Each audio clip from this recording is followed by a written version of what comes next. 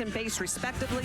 Both of them, their 7th home runs of the year. So the freshmen, are they competing against each other, Beth? I don't know, but they're definitely stepping up here in this SEC tournament. They are pushing each other. Yamas 3 for 7 with the home run, 4 runs batted in. In fact, she and Pickens have accounted for all 7 RBI, all 3 of their extra base hits. They will face the ace of the Longhorns lineup in Tegan Kavan, one of a handful of 20-game winners. In fact, the most wins in the SEC this year for last year's Big 12 Freshman of the Year, coming in with that 2.24 ERA. Yeah, Kavan, just a sophomore, but so much experience in that circle, has a lot of tools, and we'll talk about those in a bit, but this is a big start for her.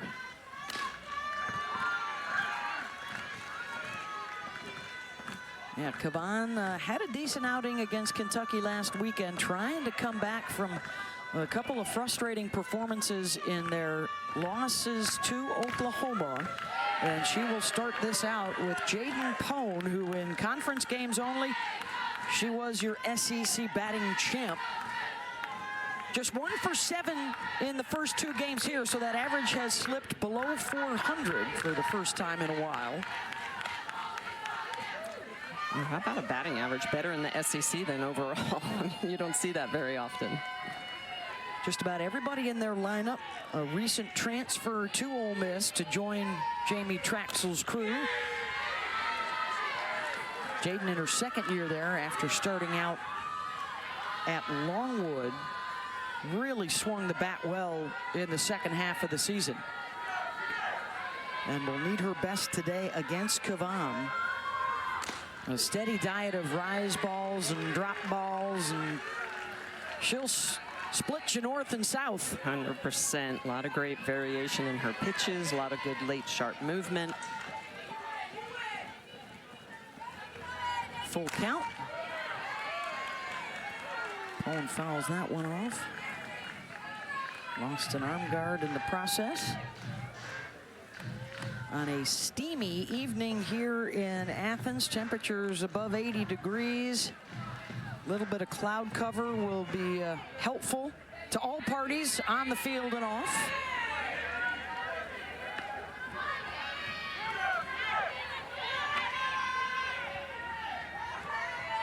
And another 3-2 offering from Kavan. Chop to second, that'll back up Leanne Good. 1 down. Now, Kavan, one of the best in the business at moving the ball through the zone. She's going to be able to go upstairs. She's got a really hoppy rise ball. But then look at the drop ball, the variation. We like to call that vertical separation of those 2 pitches is extreme. So you've got to try to figure out how to cut the plate. You got to look north or you got to look south. Oh, and by the way, she throws a really good changeup as well. But look at the difference. She's throwing more drop this year, less rise. She was almost 80% rise ball last year. They've taken that down a little bit because she has this newly developed drop that has made a huge difference. And ironically enough, she also throws a very good changeup. She'll throw that about 13% of the time. The changeup right there is one of her best chase and swing and miss pitches. Well, it takes some confidence, takes some guts too, because last year with those numbers, she was a 20-game winner. Yep. And the savvy to know that you've got to keep changing your game. And she did that, 20 wins again this year. Here's Lair Boutte. Well, but to your point, I mean, Mike White, one of the best men's pitchers in the game, you know, he said you got to throw your pitches with intent, and you've got to be chameleon, like you've got to keep changing. Comes down and in to Boutte. Laird, the senior from Riverside, California, stops at Tennessee and at Houston. Had a couple of hits, scored a run yesterday in the upset over Florida, knocking out the defending champs.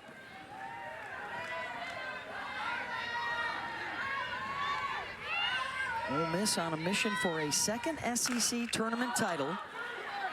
And that's going to drop in fair, and Boutte is going to try for 2. The throw is high and out into right field, and Lair's headed for 3rd.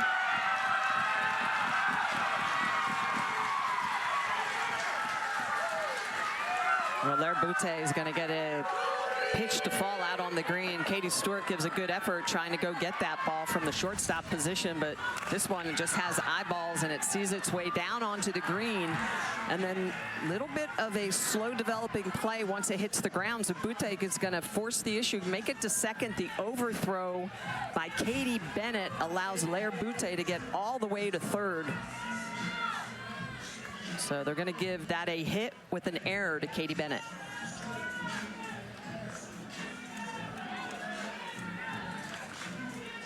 So quickly for Ole Miss, a runner in scoring position, trying to grab the early lead.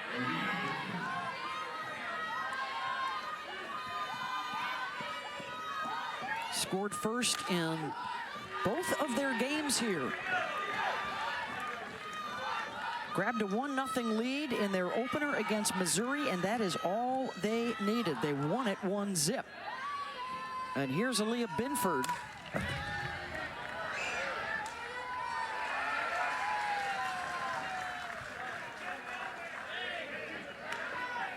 Binford looking for her first hit of the series, but she came up big out of the bullpen yesterday. She plays both ways. Picked up the win, throwing 3 2/3 innings. At the plate, she did walk 3 times yesterday. Down 0-2 to Kavan. Kavan trying to spread that strike zone to the outer half. Especially from ahead here, she needs to be careful. Binford has the ability to hit the ball with power. Put that out on the green, trying to get Lair Bute home from third. Slow roller to third. Mia Scott will check the runner. 2 down.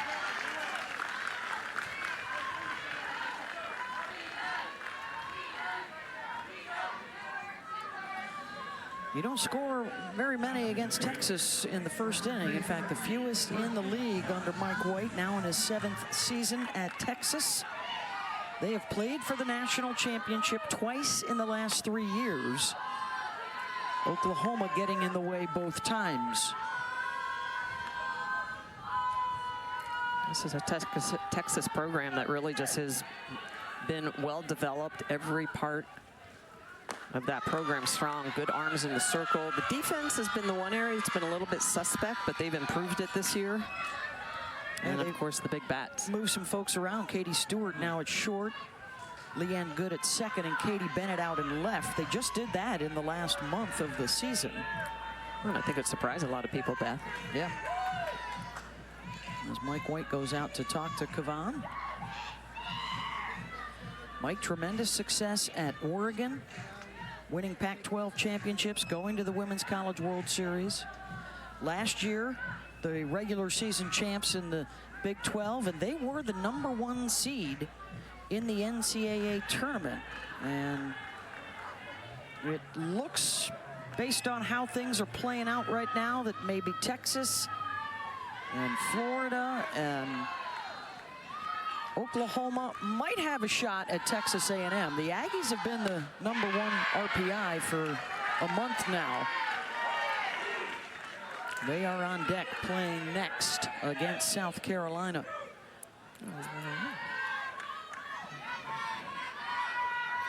Rolling in.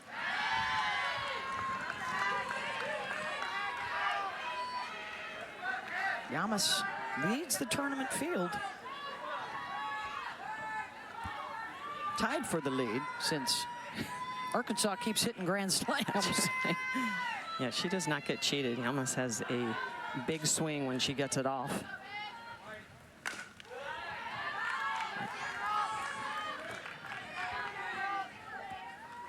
Jamie Traxel, a lot of changes this year on the roster, in the dugout, the new coaching staff with Aaron Earlywine, Nancy Evans, Bobby Buchanan. 16 newcomers and a roster of 27. They got a lot of different tools to turn to. Yamas pops it up left side, and Stewart is there. That'll end the threat. Texas picking up the bats for the first time in the SEC tournament when we come back. Back here at the 2025 SEC tournament, and for the first time, it's the debut of the Texas Longhorns at the SEC tournament. finishing third in the regular season. And Atwood and Stewart, 30 home runs, nearly half for the team.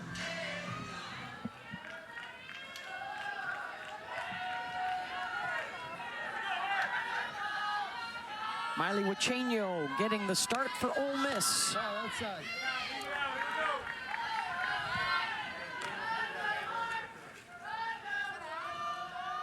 Working on their squats, apparently.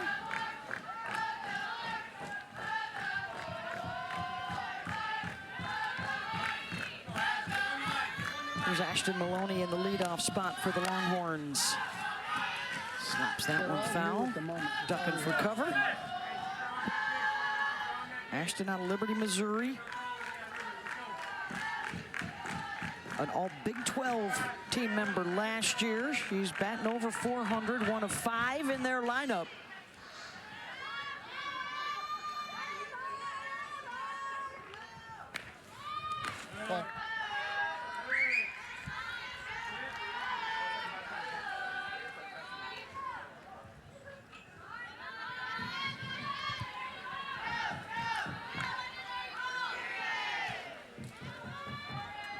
There's the 2-1 pitch.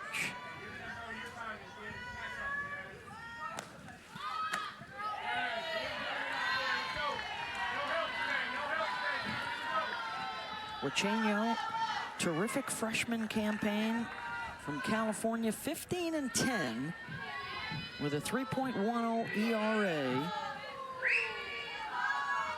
11 complete games on the year, including a win against Tennessee and Carlin Pickens on the resume.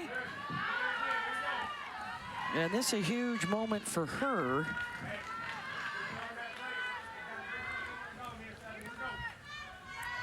Take a look at Tegan Kavan is getting a little extra work done in the bullpen, working on some of those pitches. I think her changeup was maybe a little fast, probably just trying to dial things in. Wasn't happy with the way the pitches were breaking in that first inning.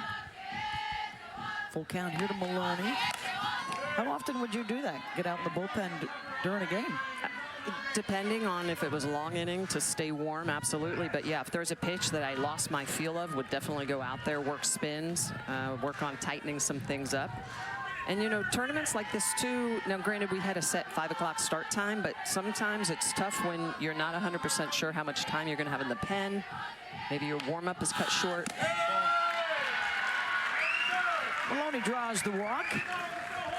And that's the one area that the freshman Miley is going to have to really work on. And if you look at her line, her strikeouts outstanding, 168 on the year, but it's the 70 base on balls, the free passes that have hurt her just a little bit. Kavan coming back into the dugout now with Patty Ruth Taylor, their pitching coach.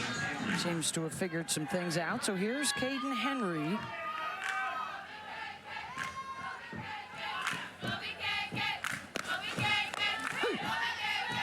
And that's the pitch. That's the knee buckler right there that Wachenio uses so well. It's that changeup that she'll use about 20% of the time.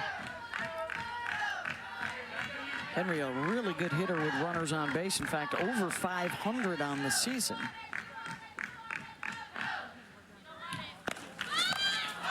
Tries to drop down the bunt, pops it foul.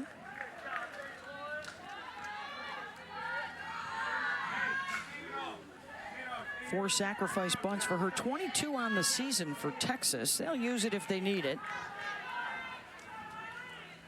Get runners into scoring position for the 4 hitters in their lineup with over 50 RBI this year. Yeah, this is a Texas team that brings a lot of different attributes to their game. So they've hit for average, they've got a lot of speed, and they use that speed to create chaos. And then they've got their big boppers. You mentioned it, Beth, when there's what we like to call ducks on the pond, they're good at smacking them in. 0-2 pitch. Wachenio misses away.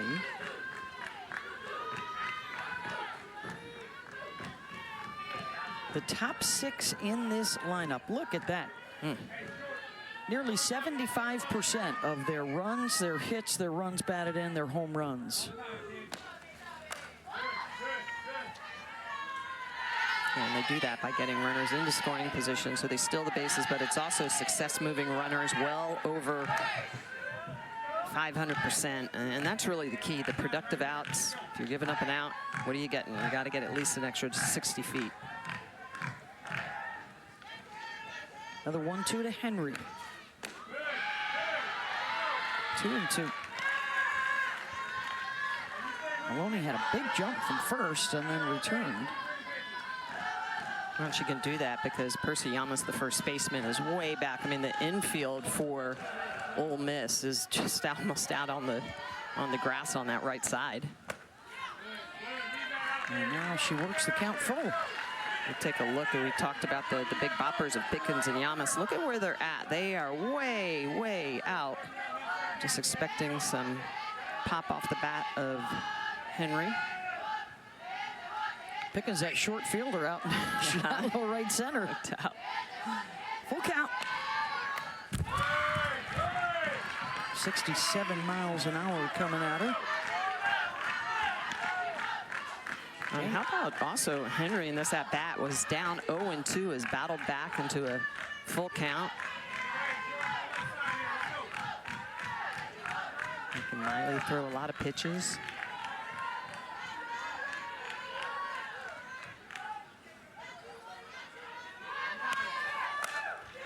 Smacked fair down the left field line. Maloney headed for third. She'll hold there. Deep into the corner for Henry, and there's a couple in scoring position with nobody out. How about that at bat for Caden Henry? She starts out 0-2, fouls off pitches, gets herself in a position to be able to take a ball and just poke it down the line. That's a pitch on the outer half, and she's just able to smoke this ball right down the line. It's going to hit down on the grass and get into the corner. Great double for Maloney. How about her ninth double of the year? And there is quickly some activity in the bullpen, because here comes the gauntlet. Scott, Atwood, Stewart, Mitchell coming around. Aaliyah Binford, who is in the lineup, has already hit today as the DP. Did come on in relief yesterday, may be called upon again today. And for Mia Scott, her 242nd start at Texas. Little open stance, that left foot way back in the batter's box, buying some time.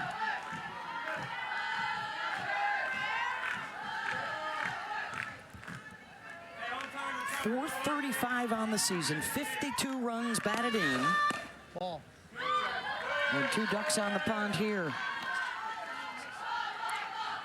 Uchenio's best pitch is a rise ball. She's going to throw that about 48% of the time. If she does not get that upper part of the zone and Texas lays off it and hunts something low, could be a long day for the freshman in the circle.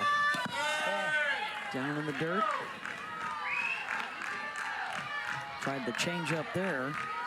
Already her 20th pitch of the inning. Yeah, hasn't recorded an out, and she's 1 ball away from loading up the bases for Reese Atwood in that 4-hole. And she does, a 4-pitch walk to Scott.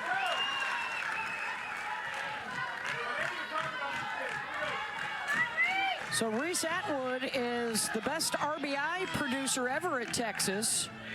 Soon to be their best home run hitter, and she's #1 all-time in slug. And that is concerning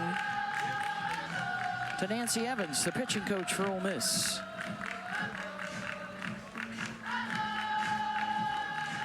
So a couple of walks for Uchenio.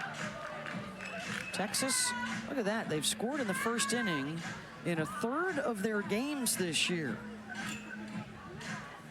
Yeah, they like to play from ahead, and when they do, it just really opens up the zone for not only their offense, but also those pitchers in the circle. Atwood does have 1 grand slam this year. She's 5 for 7 with the bases loaded on the season. That slam a walk-off against LSU.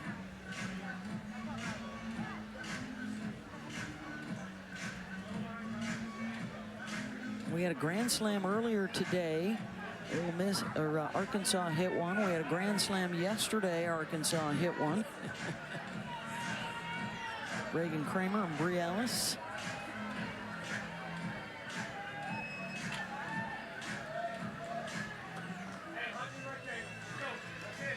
Big moment here for Reese.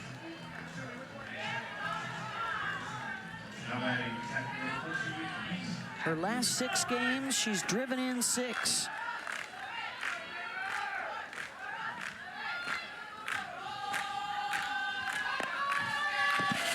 And another one in the dirt, and I don't know if it's a perspiration issue, nerves, a little bit of both. You can see her grabbing for the rosin a lot here in this first inning on a steamy, hot, humid day. And it seems to be a lot her changeup that she is missing low in the zone.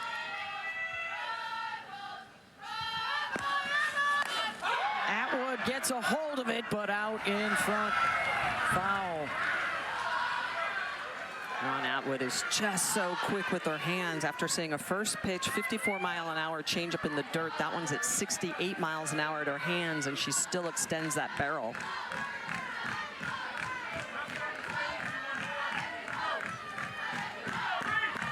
What a start this would be for Texas in their SEC tournament debut.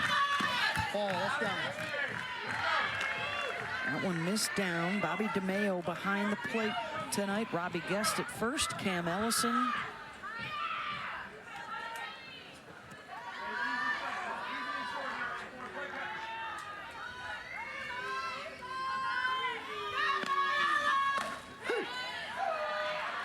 That's a nice pitch on the outer half. Gets back into the count.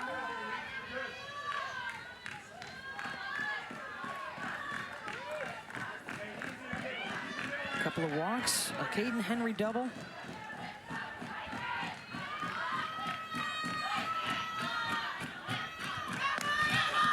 Atwood jammed her. I like it. The freshman's not afraid to come in underneath the hands of one of the most prolific power hitters in the game right now. But she's already thrown 25 pitches in the inning and has not recorded it out. But look at the Longhorns. 5:24 at the bases loaded, lead Division I.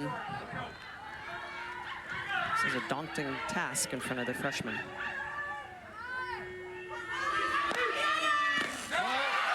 Full count.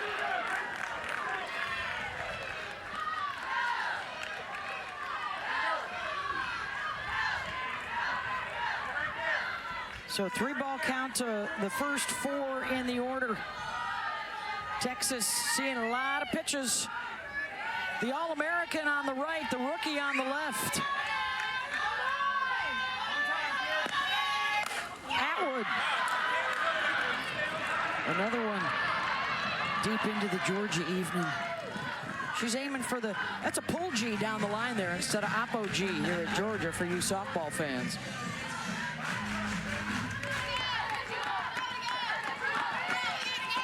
Trying to get the party started for Texas.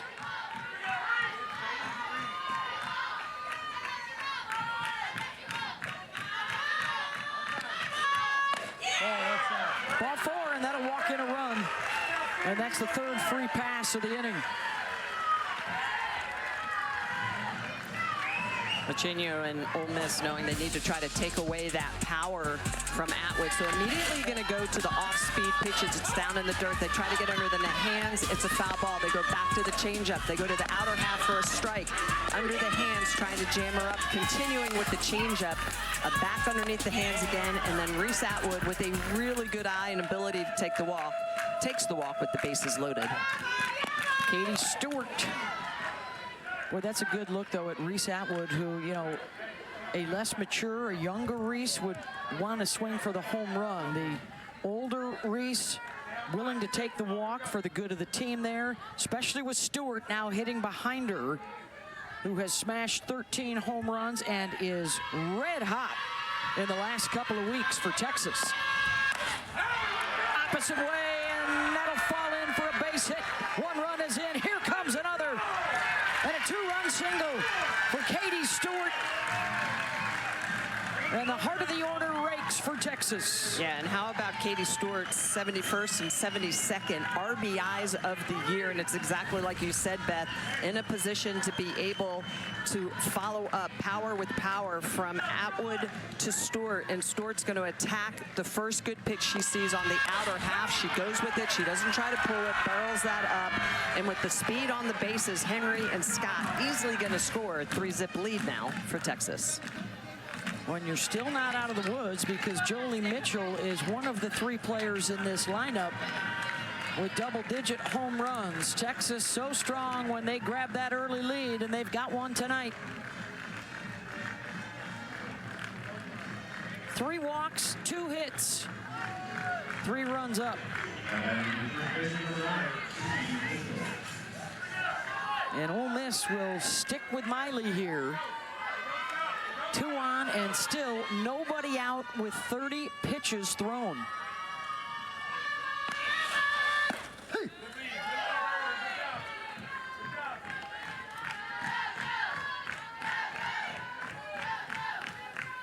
For Ole Miss, they're a little bit in a pickle because they've already played 2 games here, so their staff has thrown a lot of pitches. Binford yesterday, as well as Bree Lopez 2 days ago, as well as yesterday in getting the start. So it's a lot of innings already on the arms of this Ole Miss staff.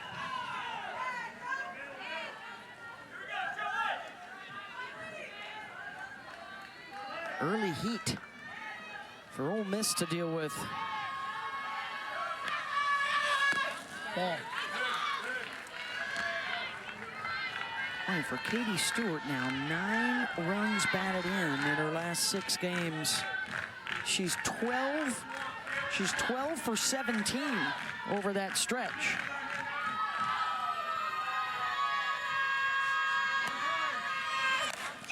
Mitchell, and that's a base hit. Atwood had to hold. They're going to try and score anyways, and they will with the throw offline. Stewart to third.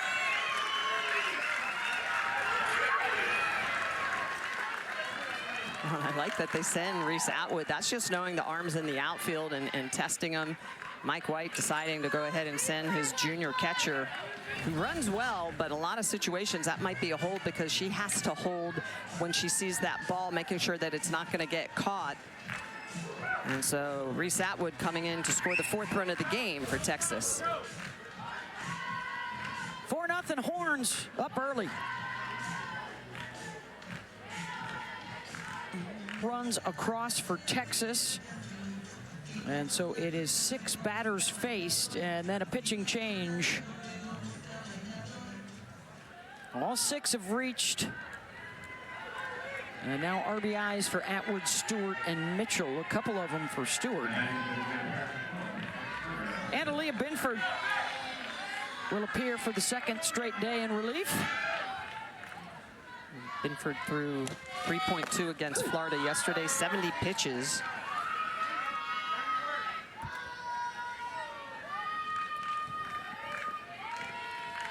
Facing the bottom of the lineup, this is the area that has been of concern the last few weeks for Texas, although Victoria Hunter has been doing her share since being inserted into the lineup to give the bottom of the order a little spark. She's reached in 5 straight, including a grand slam in the Texas series last weekend. Yeah, she's got some pop. OPS is over 650 slug. She can get on base. 1-2 pitch. Swing and a miss. And Binford comes right in and starts throwing darts, Smitty. That's the first order of business. Yeah, and that's what they need. It's that drop ball that Binford throws so well. Look at that over top rotation, the way she just snaps that wrist down. She throws that drop ball very effectively, as well as a changeup. Both those pitches in the high 30 percentage. So a lot of down, a lot of off speed. Right on cue. 55-mile-an-hour off-speed pitch. It looks very similar to the drop ball. It's like you pitchers think alike or something. She's going to be mid-60s. She has the curve and the drop. It's mostly drop, but she's a competitor. She attacks the zone. She goes right at hitters. And right now, that's what Ole Miss needs. It's a swing and miss from Leanne Good. the junior from San Antonio.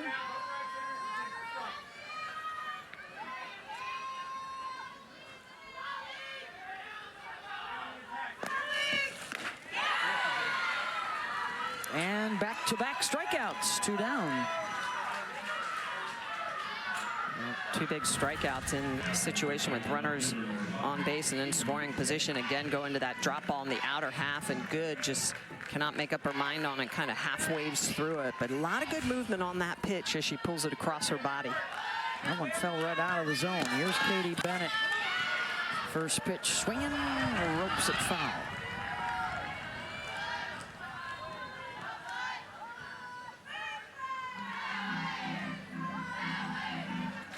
This is exactly what Ole Miss needs. Someone to come in, kind of shut down, take the foot off of the gas that Texas just loves to keep it on.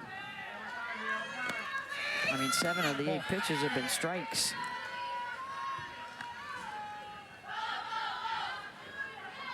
Well, when you have good, sharp movement, especially down in the zone, it's easy to put the ball over the white part of the plate, kind of induce the swing.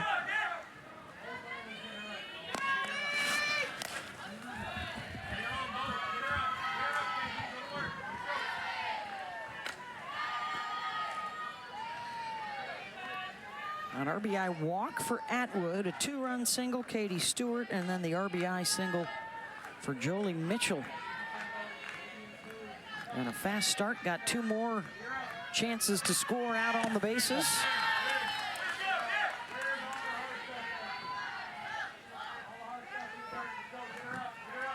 Winner of this one advances to the SEC semifinals to face either Texas A&M or South Carolina. That's our last game of the night coming up next.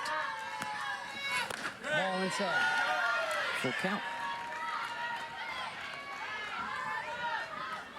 Semifinals get underway tomorrow afternoon, 4 o'clock Eastern on ESPN2 with Oklahoma, Arkansas. Nearly 50 pitches thrown in this first inning for Ole Miss. And the pop-up handled there. So Binford comes on and goes 1, 2, 3, but damage done prior to her entrance. 4-0 Horns. And has never been done in Division I softball history before. She played all 9 positions in one ball game. Late in the game with a big lead, her assistant coach, Kristen Zaleski, presented the idea to Coach Mike White, and he said, let's give it a shot. There we go. Every single position, not only catcher behind the dish, she actually gave it a shot. A 21.0 ERA, got 1 out, 1 hit, but it was a lot of fun, and Mike White said, I was a little nervous about it, but seeing the smile on her face and seeing her have a little bit of fun was worth it for us. She's a senior. This is going to be her last softball played in this month because she is not going to play after college. So kind of a cool thing that she got to do on her way out the softball door. Yeah, she has left her mark in a lot of different ways at Texas statistically, and also one of the cooler moments you could have as a softball player. We've all dreamed about it. She got to do it. And Tegan Kavan will hit the first batter she faces here after a nearly half an hour delay from her last pitch to these due to all the runs scored. Well, it's a rise ball that looks like it's falling out of her hand. Gets up and in on Lexi Brady. And so, as you mentioned, Beth, 28 minutes. We did see her earlier in that inning just working on some of her pitches, some of her spins. We talked about it. It's hard. Long innings like that, you got to stay warm, got to stay sharp. This is Mackenzie Pickens, a freshman from Flowery Branch, Georgia, back in her home state. Had a hit against Missouri and another one against Florida. The Florida one of the biggest swings of her young career, a 3-run home run in the 8th inning to knock out the Gators. This is Ole Miss team that definitely likes to swing it. They don't have that home run power, as you mentioned, but they hit a lot of doubles. 75 doubles on the year. They're more gap to gap. They know they have to manufacture runs. Well, that was the focus in the offseason. need to score more runs if you're going to compete in the SEC, and their numbers are up, scoring nearly 2 more runs per game, and their batting average, their on base, their slugs, all improved.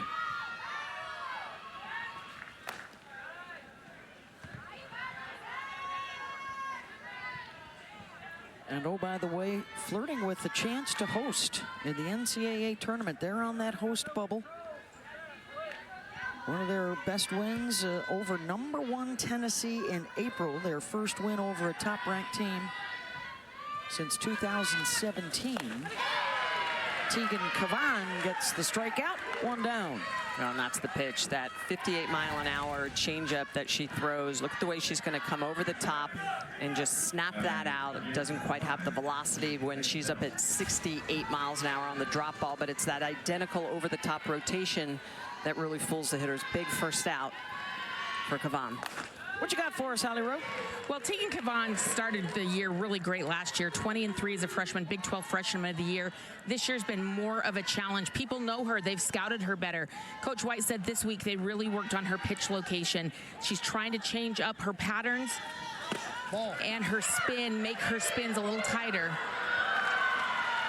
As we see the steal there, he said she also has a chance to like fall off of her stride a little bit so her pitches aren't landing where she needs them to. And he said she's got to get her balance straight up and down, not fall off on the pitch, and really just tighten everything up this week. Yeah, they're looking to get her back to form for a deep run, they hope, in the NCAA tournament. Texas there throwing behind the runner, so Brady moves on down to second base and into scoring position for Ashton Lansdale. 212 on the season. 1 for 5 with a walk so far in the tournament. 3rd day in a row that Ole Miss is playing. And Lansdale's sitting 2 down. And this is a situation for Texas, especially going in the postseason. They need to communicate better. Look at the way Mitchell's going to go back. She's right-handed, so what does she do? She's going to approach the bag with her back to the infield. So what do you have to do? You've got to be yelling, going, going, going. She applies the tag. Well, the runner's not there. She's going to second base. That is all about communication. Reese Atwood loves to throw down. She's got a strong arm. She's going to do it. But right now, that's got to be Leanne Good and Mitchell. They've got to be communicating to her and letting her know, come up, spin, throw to second. Don't apply a tag to a phantom runner that's not there. Well, really smart by the senior Brady. I mean, he lured her into that, saw the throw was going behind her and took off and tore her pants in the process. How about the catcher with her 6th stolen base of the season? Speed never sleeps, Smitty. That's right. Ground ball to second. And it's still 4-0 Texas.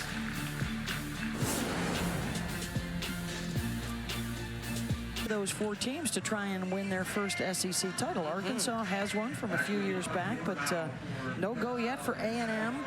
They've really struggled in SEC tournament play over the years, and of course this is the first time in for Texas and Oklahoma. Yep. A&M has been better as of late with Trisha Ford showing up and getting the Aggies in a position to be able to make a run for that title. South Carolina, of course, they were the dominant team in the early days of the SEC, winning a couple titles. They've been close a time or two since. Yeah. Donnie Gobourne, yeah, a couple years ago. It's a new era in Columbia, and they are excited about it. Under Ashley Chastain Woodard, they picked up her first win in the SEC tournament yesterday over Alabama.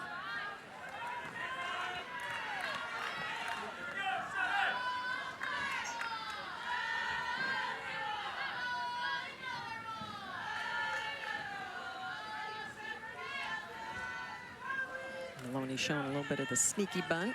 Gets herself up 2-0. Ball inside. Yeah, all 9 hit in that 4-run first inning, so Ashton Maloney is leading off for the 2nd inning in a row. Walked her first time, threatening to do it again.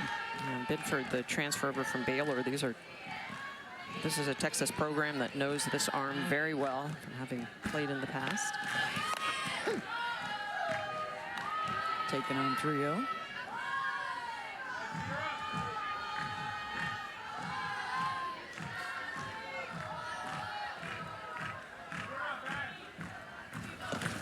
Yes. Waves at it, full count. Nice changeup. That's the pitch I think that Binford's going to really have to continue to throw instead of throwing that pitch off her hard stuff. Just continue to throw that off-speed pitch, keep Texas off balance. And she comes right back to it. It's a lot of confidence. 3-2, being able to throw that pitch. I think if Maloney lays off that, it's probably ball forward, but that's one of the things about it. Low changeup in the zone. It's so easy to get hitters to chase it, to swing and miss at it. Full count. Lansdale stays down on it. 1 out. Let's go down to Holly. Well, we talked about it before. Ashton Lansdale has got a baseball background. Was the first female to play junior college baseball on a men's team in the state of Georgia. But I was talking to her before the game about the transition to softball. She said everything thinks the transition will be hitting. It is defense. That ball is on you so fast. The shorter distances, the speed of the game. That was a great example right there of that play she made. Yeah, Holly, baseball 90-foot base paths, and most of the time the third baseman would be behind the bag. She's at a 60-foot base paths in front of the bag. So much different react time. Now to her earlier days there with the flat build. Roll baseball cap on. I don't know what a visor would look like, flat build. That might be a little funny. Might be. I like that look.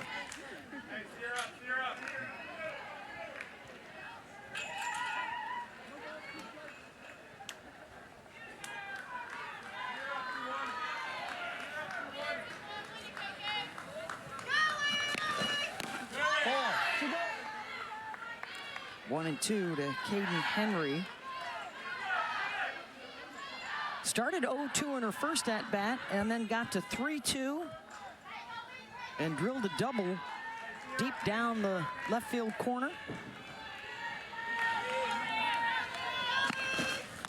Swing and a miss there. Strikeout number 3 in the first 5 that Binford has faced. Yeah, Binford really using that drop ball changeup combination because they just blend so well. The way she comes over the top of that pitch, she rolls it off those fingertips. It's that over the top rotation or a 12-6 rotation, just falls off the table. So it's the change in speed, but then the movement, look at it. It starts at the knee, and by the time it gets to the catcher Brady, it's in the dirt. Ball, that's down. The ball down out of the zone to Mia Scott, walked and scored in the first. Saw 4 pitches, did not need to lift the bat off her shoulder her first time up.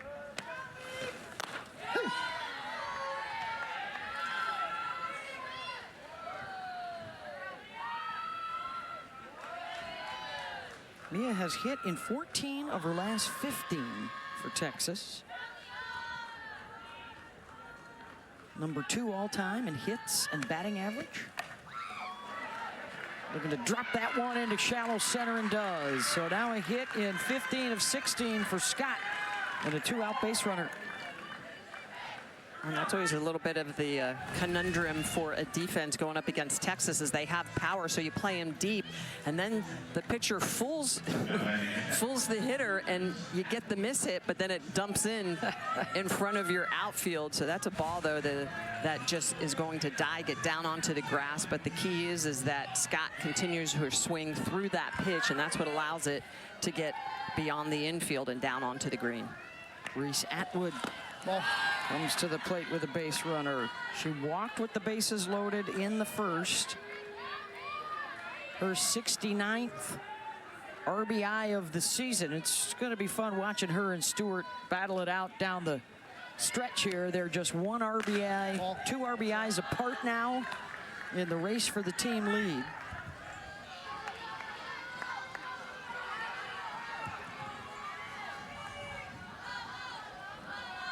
Look at that, multiple RBI games, 20 times. Whiffs on the change. Yeah, she was in a leverage count. She's like, oh, 2-0. I'm gonna take a hack at this. And a little chuckle as she looks back at the dugout. So, of course, you're going to come right back with it as a pitcher. You know that. And the pitch caller, Nancy Evans, she's like, oh, yeah, I'm going to give you another dose of this. So now the question is Atwood going to be sitting soft?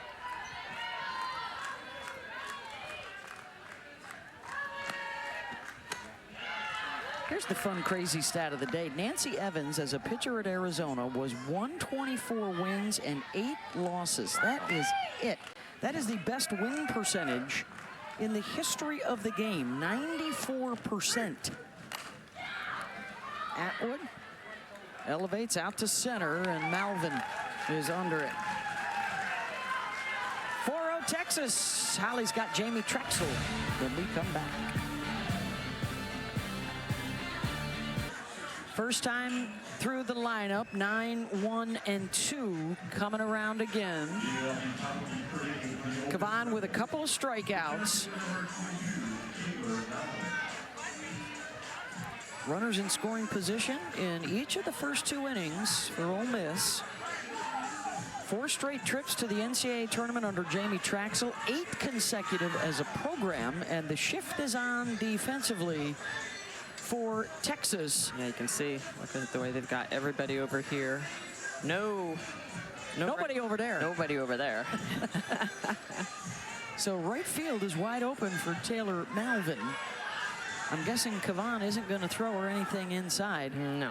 So into the 5-6 hole for the shortstop, Katie Stewart, and Leanne Good, the second baseman, moves over, essentially playing short.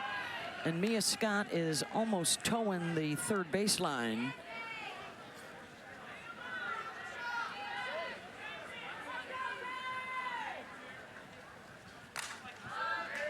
It just gives you the ability to plug up that 5-6 hole. Check that. That's Leanne Good staying at second. It's the right fielder, Ashton Maloney, coming in to play short. And she's really, it's kind of almost up the middle. You've got Katie Stewart that's going to be able to pop to the 5-6 hole, and that also allows Mia Scott, the third baseman, to be able to come in case the bunt goes down. That also means with the slapper, the center and left fielders are also pulled in. Tegan Kavan going to work here in the top of the third. 2-1 pitch.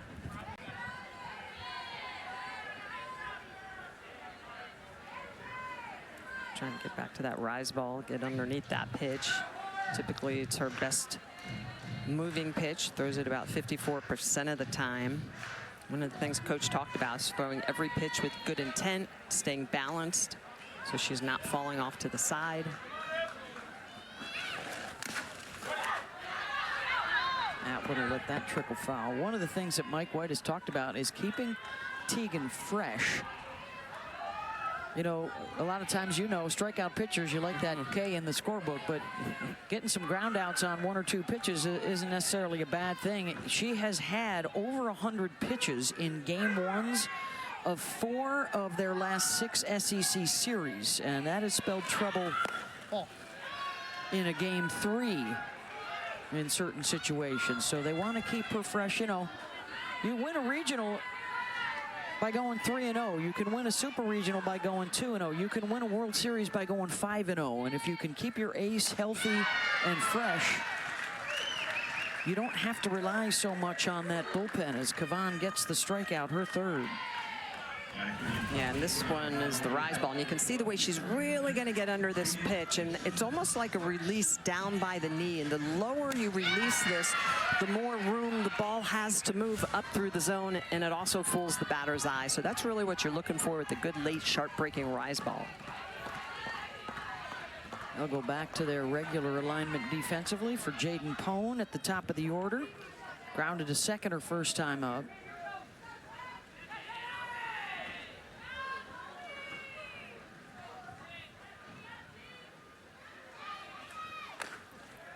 The other thing that happens a lot of times, especially with rise ball pitchers, is there tends to be a lot of foul balls, right? So you can foul off that pitch. It gets up near your eyes, so you're almost playing pickle with it, just trying to get rid of it until you find the one that the pitchers miss on.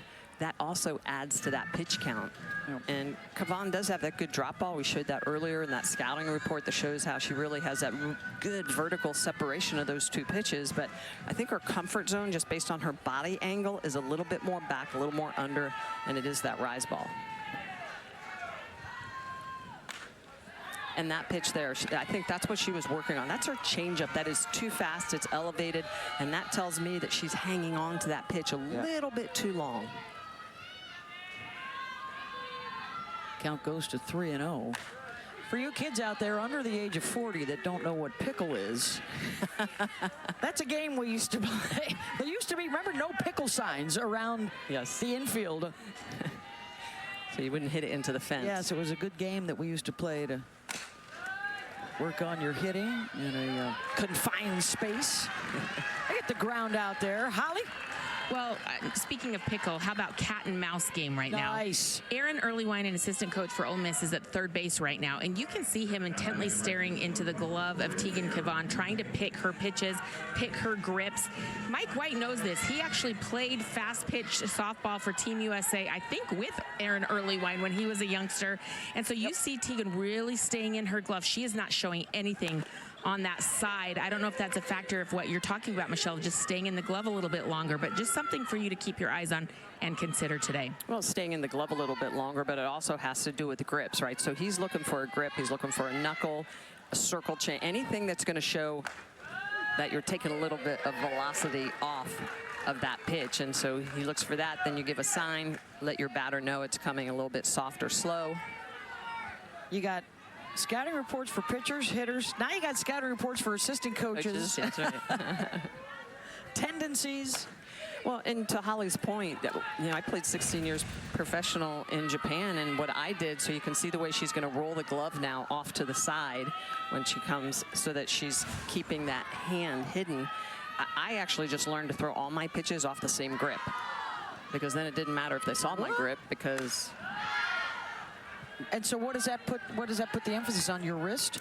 On my wrist, or what I would call do a double grip. So as I would come up out of my glove, I would loosen my palm. The ball would fall a little bit deeper in my palm for my off-speed pitch. Ooh.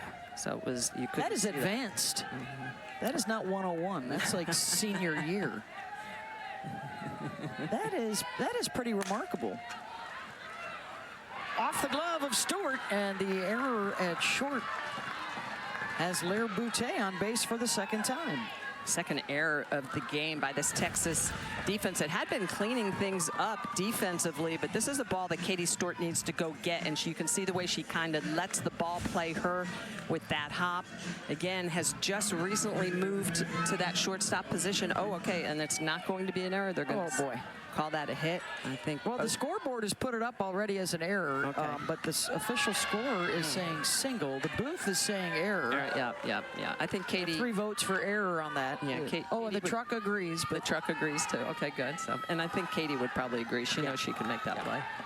All right, Boutte, her second hit. Fouled straight back by Binford.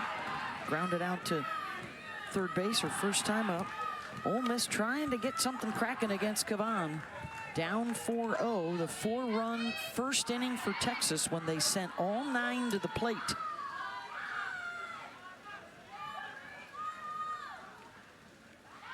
Ole Miss already with a pair of wins, an upset over Florida yesterday. And Kavan gets her looking. Strikeout number 4. Tegan Kavan dialing it into Binford, and she's going to get the strikeout on the outer half. And Binford, a little talk there like, okay, I want that pitch called for me too when I'm in the circle.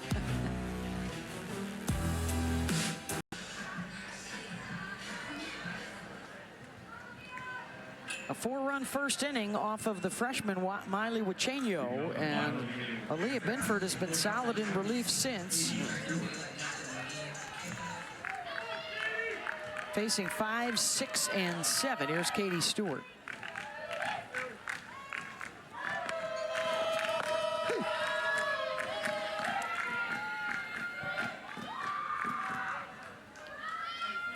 Really hot start. 3-3, the 3 walks, 4 runs in, but 1 and 7 since. 3 strikeouts for Binford. Fly ball out to right, and the catch is made by Lear Boutte, 1 down.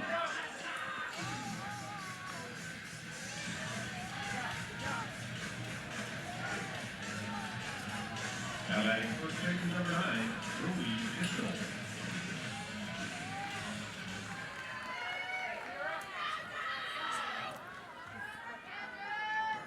Here's Charlie Mitchell. RBI single, her first time up.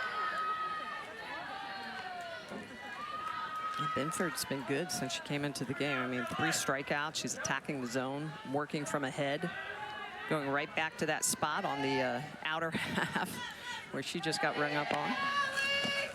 Ball.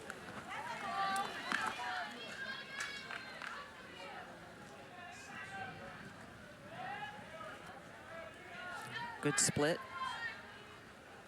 24 of her 37 pitches are for strikes. It's a Texas lineup that has the 4th best batting average in the country coming into the weekend. They're top 20 in scoring and slugging and home runs.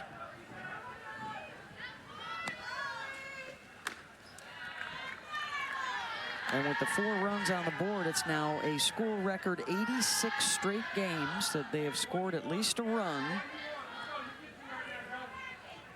Was in jeopardy in the Oklahoma series.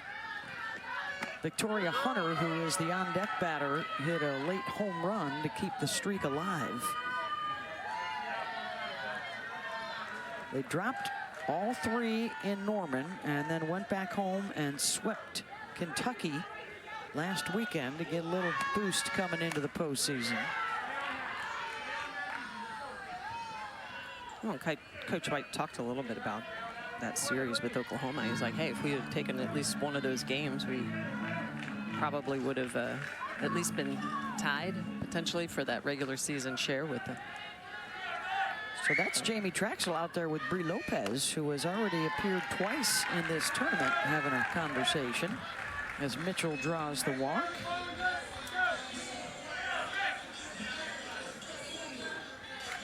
Yeah, and Lopez has just under 200 pitches in the tournament. She's been outstanding. The lefty's got great spin, really good changeup. Had the 1-0 win, the complete game shutout against Missouri to start things out for Ole Miss. Here's Hunter. She was the first batter to face Binford. Struck out on the drop ball.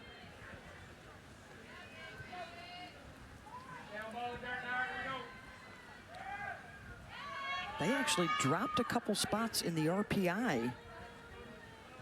Not having played yesterday, you would think maybe it would go back up if they get the win today, but that RPI of 9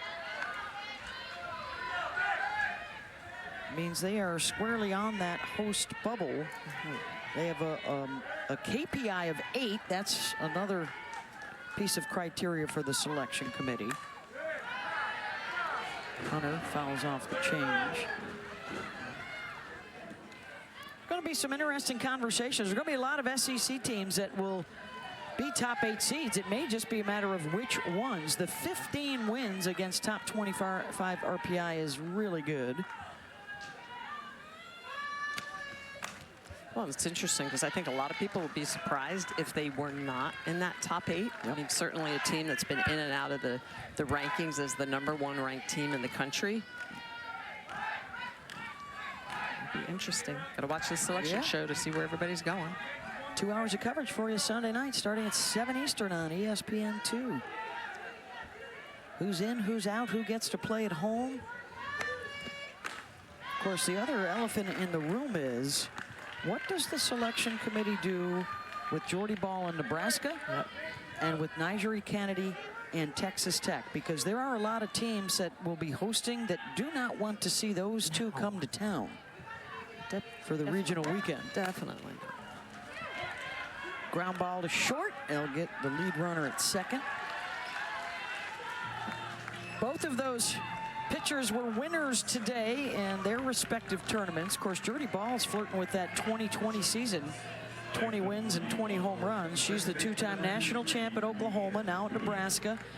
Jasmine Burns and that Ohio State team, they are thumpers. Way out in front in the home run lead nationally. Of course, Kennedy was the player of the year last year. Kat Rodriguez at North Carolina, another one to watch. If the Tar Heels get in and they come to your place, she's the nation's RBI leader. But I think Ball and Kennedy in particular, remember, you can win with your ace in the regionals and supers, and then anything goes once you get to Oklahoma City. Slow roller Lansdale. She's got it at third. Holly Rose got Mike White, head coach of the Horns, on the other side. The top of the zone, when she gets underneath that rise ball, it is outstanding, but it's really been on the corners, threading the needle. That's helped her today with those 4 strikeouts. No earned runs, a couple of hits given up. I think it should just be 1 hit given up, but 3 innings a pitch. She's been great.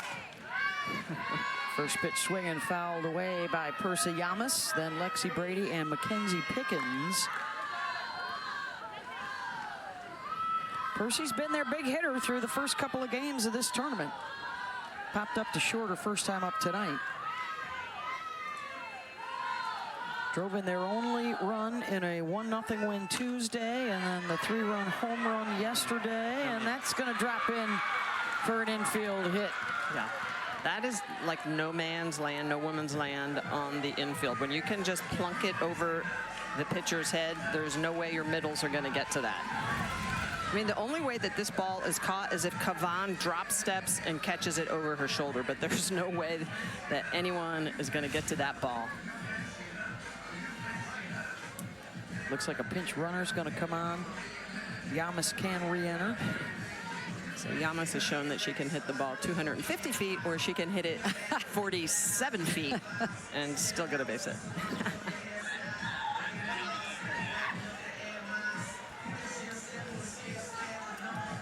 As Ryan Starr. Ryan came on yesterday as a pinch runner.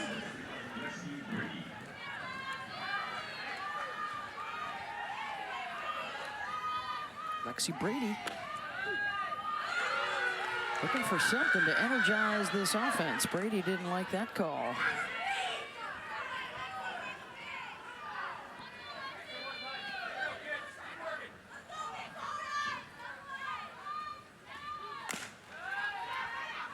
It's always interesting when you're a hitting pitcher or you're a catcher and you know the strike zone, you know what's being called for you when you're out there defensively, and yeah, a call comes in and you just think, okay, if you're going to call that against me when I have a bat in my hand, when I have my glove on. just want the consistency. Exactly. Well, and some of that has to do, though, with the catchers, right? Reese Atwood is really good at stealing pitches for her pitcher. We've seen catchers just have the ability to be able to do that. Frame pitches, move their body just enough. 1-2. Atwood picking 2-2. low pitch up, trying to frame it. Ole Miss searching for their first hit with a runner on base. 0 for 6 so far tonight.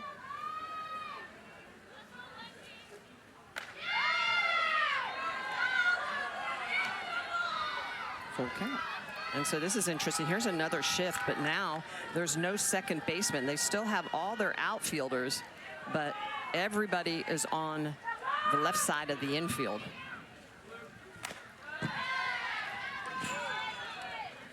Second baseman Good moves over to short, and Stewart into the 5-6 hole.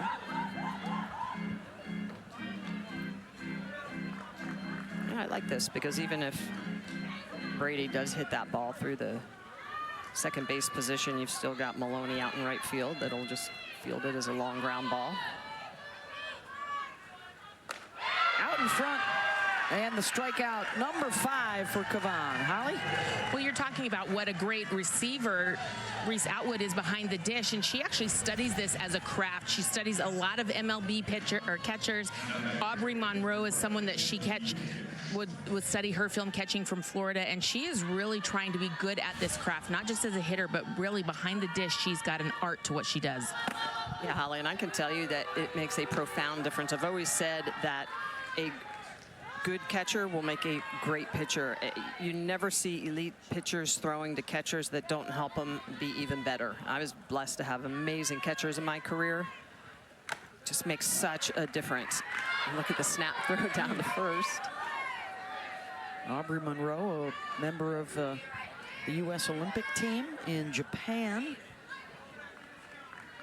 Dejamuli Pola is with the national team this summer. That team was chosen. Savannah Jaquish, an SEC catcher at LSU, is on that team under the direction of the new head coach, Patty Gasso. United States will be at the World Games over in China, and that's the next major tournament on the road to the 2028 Olympics here in the U.S. 1-2 is hammered foul. Pickens with that power. Saw her do it yesterday. Had a 3-run home run against Florida.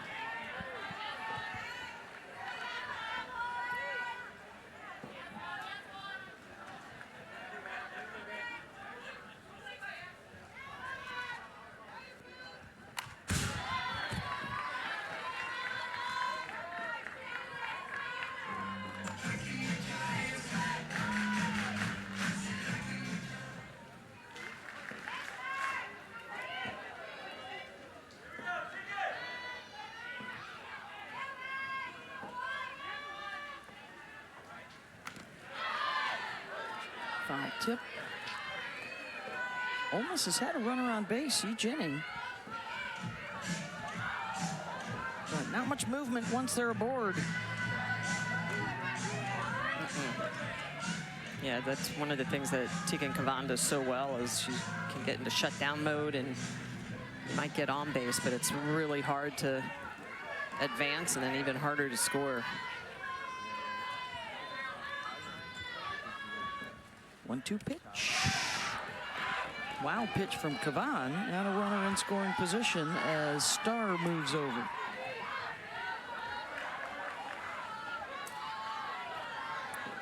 Well, that's one thing you don't see her do very often, is throw the wild pitches. You don't see many pass balls from Reese Atwood, giving up those free 60 feet. That's her 9th of the season. Ooh.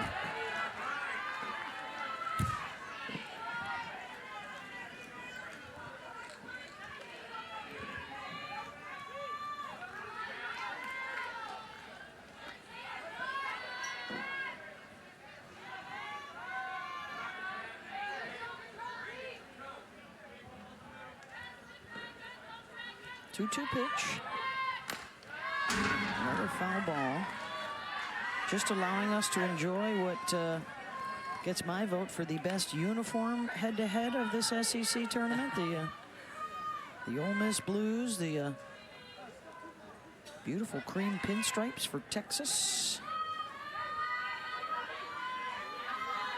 Sun's still high in the sky. It's hot out there. Temperatures in the 80s, muggy. Toasty, toasty day. And how about Pickens continuing to foul off pitches? 6 foul balls this at bat. 11th pitch of the at bat coming.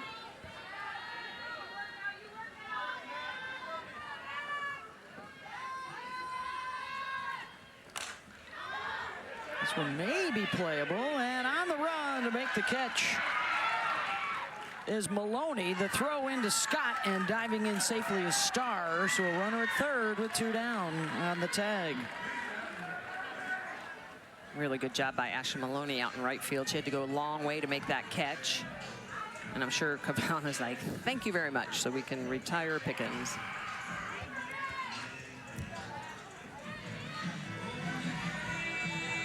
And pinch hitter now coming on for Ole Miss, going to be Jamie McKay. Now for Ole Miss, number 3, Tegan Kavan.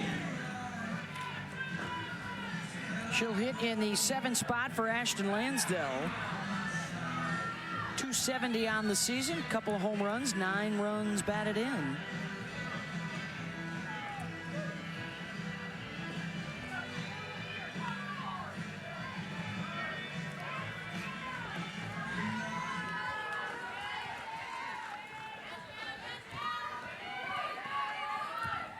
She's 3 for 6 this year as a pinch hitter. He's driven in a run and takes a look at strike one.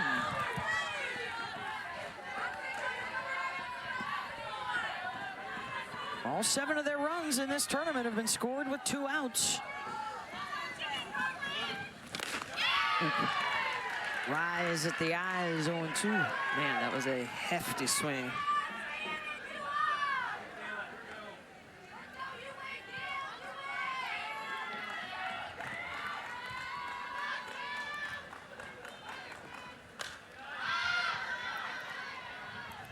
Fouls that one into the crowd.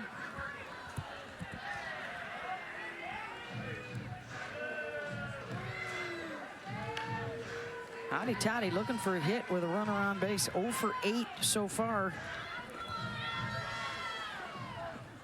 And 0 for 5 with a runner in scoring position.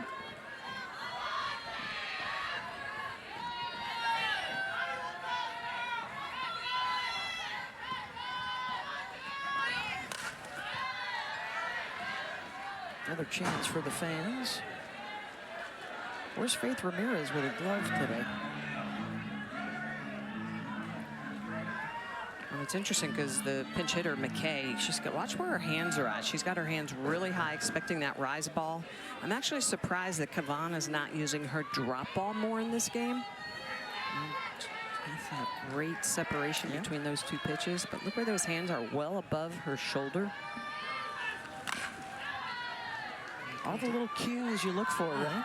100%. You and your catcher. 100%. Well, and you know, when you call your own game, you see those little things, Yeah. right? It's harder to see that from the dugout, but you see that and you think, oh man, look at her hands. All right, so now I'm going to hammer her down by her knees and throw a drop ball or throw a curve ball and try and run it away from her. I think that's the next pitch that Kavan needs to work on.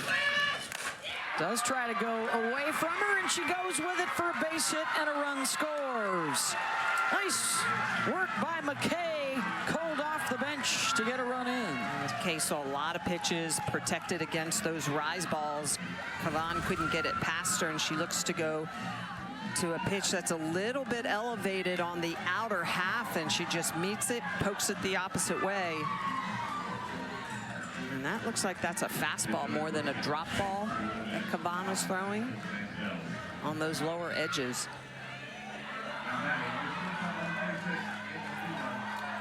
So all 8 of the runs with 2 outs through these first 3 days for Ole Miss. There's a good swing.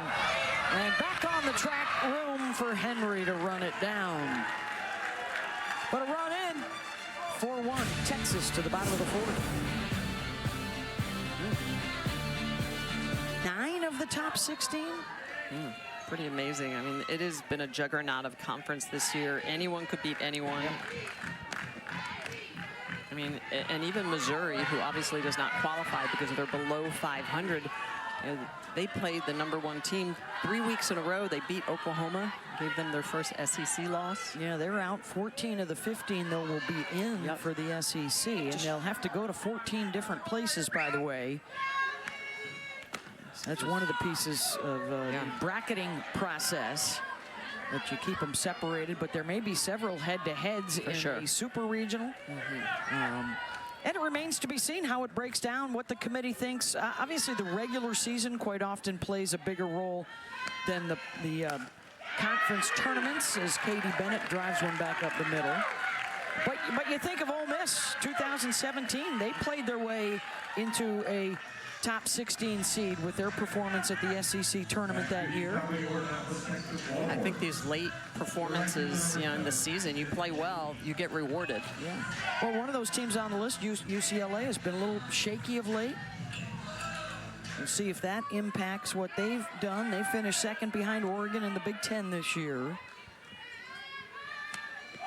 Yeah, those are a question for Oregon. I mean, potentially could host, but what do you do with the Ducks? Yeah, non-conference schedule a little bit weak.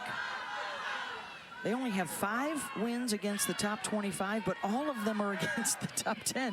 Yeah. They also have 3 bad losses. A bad loss is outside of 100 in your RPI. There may be a whole lot of teams headed to the Southeast and Texas and Oklahoma. You know, I think Texas Tech is going to be a big one to watch. Winners of the Big 12 regular season. Going to be hard not to have them as a host if they back that up with a tournament win.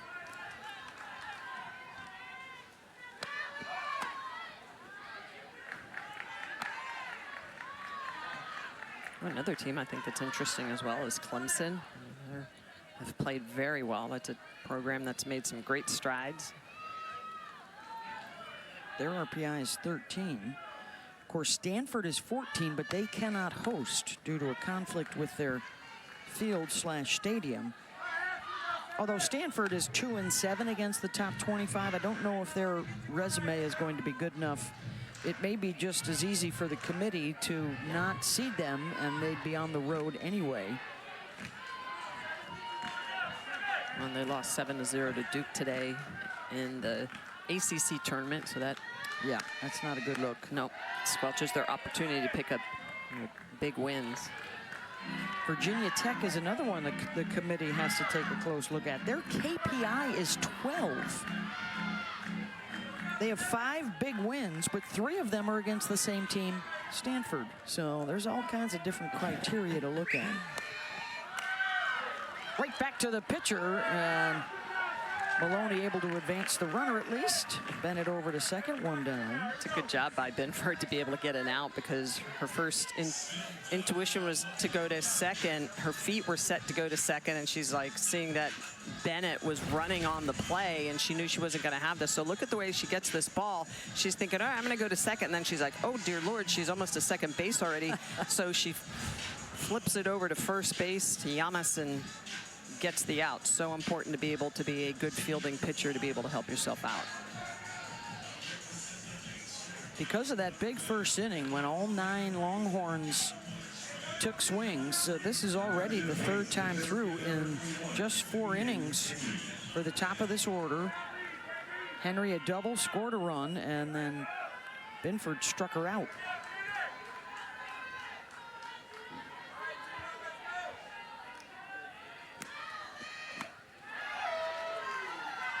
Most of the damage done against the starter Wachenio. Binford has given up just a couple of hits. And she's recorded every out for Ole Miss.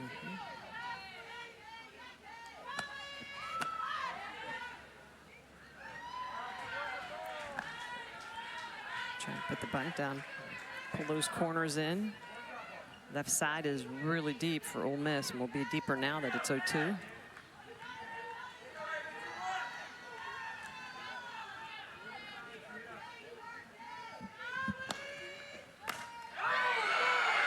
Henry gets a hold of it and gone. Deep blast to right and a 2-run shot for Texas.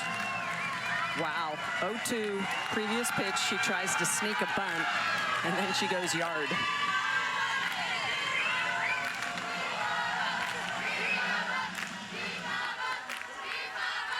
Just the 3rd of the season for Caden Henry. Well, this is obviously a mistake. This count with Binford being well ahead. This is a pitch that needs to be wasted, and instead, Henry's able to go down and get it, rotate on that inside pitch, just can't sneak it past her barrel, and she gets all into that. So the Longhorns, thankful she didn't get the bunt down the previous pitch. 3rd home run of the year for Henry. And she's dancing. Longhorns up now 6-1.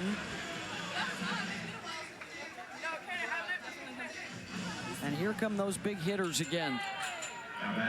Scott Atwood and Stewart.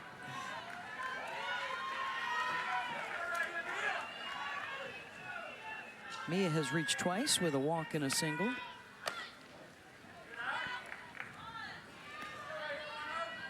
On a hot day, already an hour and a half in, knowing that the semifinals await, Horn's got to be thinking, step on the gas pedal here. Well, because, you know, to win this, you still got to win the semi and the championship. You're going to have to use your ace multiple days back to back. And saving those pitch numbers is going to be so important.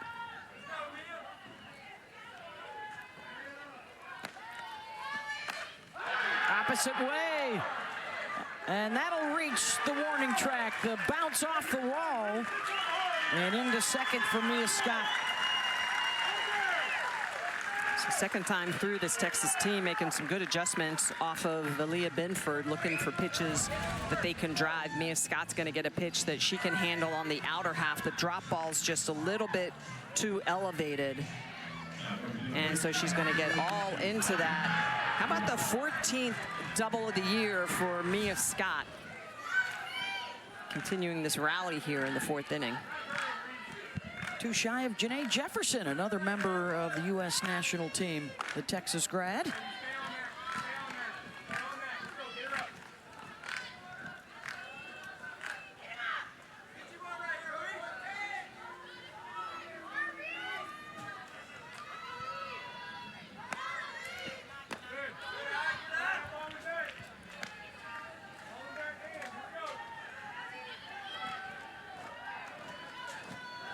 Reese Atwood.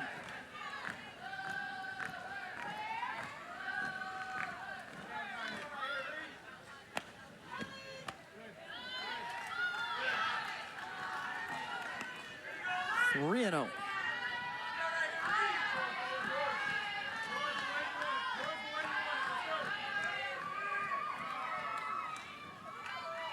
Binford being very careful here.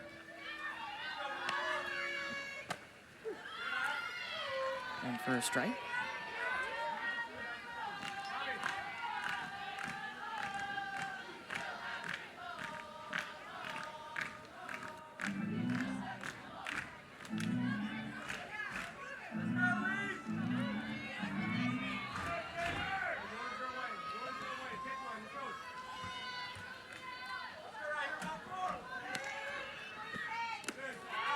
Let's send it down to Holly Rowe. Reese Atwood, one of the best hitters in the country, one of the 3 finalists for National Player of the Year last year. She's really worked hard on her posture in the batter's box. At 6 feet tall, she had a really upright position her freshman year, but people started to pitch to her differently. So she's worked on, you saw that wide stance, getting her body down, being a little bit more on her legs. But they do a lot of stuff with her that I think is interesting with her spine angle. I was talking to assistant coach Steve Singleton about it, and depending on the matchup, what that pitcher throws, they will mess around with her posture and her spine angle. And it kind of got me thinking about how people throw Aaron Judge. He's so big and tall, the strike zone's so unique. A little bit like that with Reese Atwood with her height. Yeah, looking for any kind of advantage, any kind of analytics that you can use to help. The video work is so strong nowadays. She's lifted for a pinch runner here. She can re-enter. Adea Wallace is on. And here comes Katie Stewart now with a couple aboard.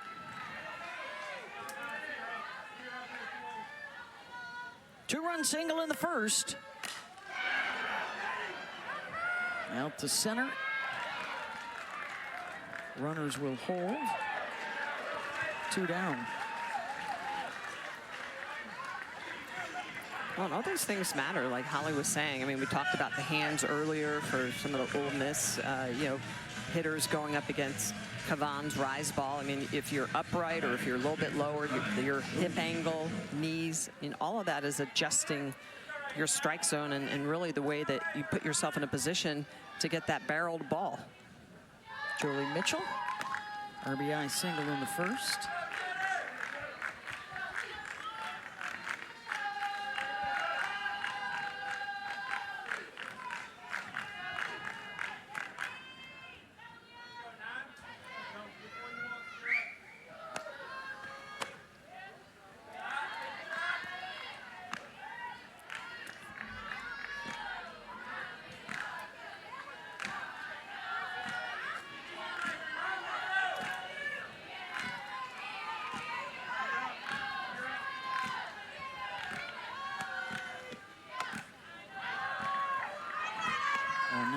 Suddenly more work for Binford to find the strike zone.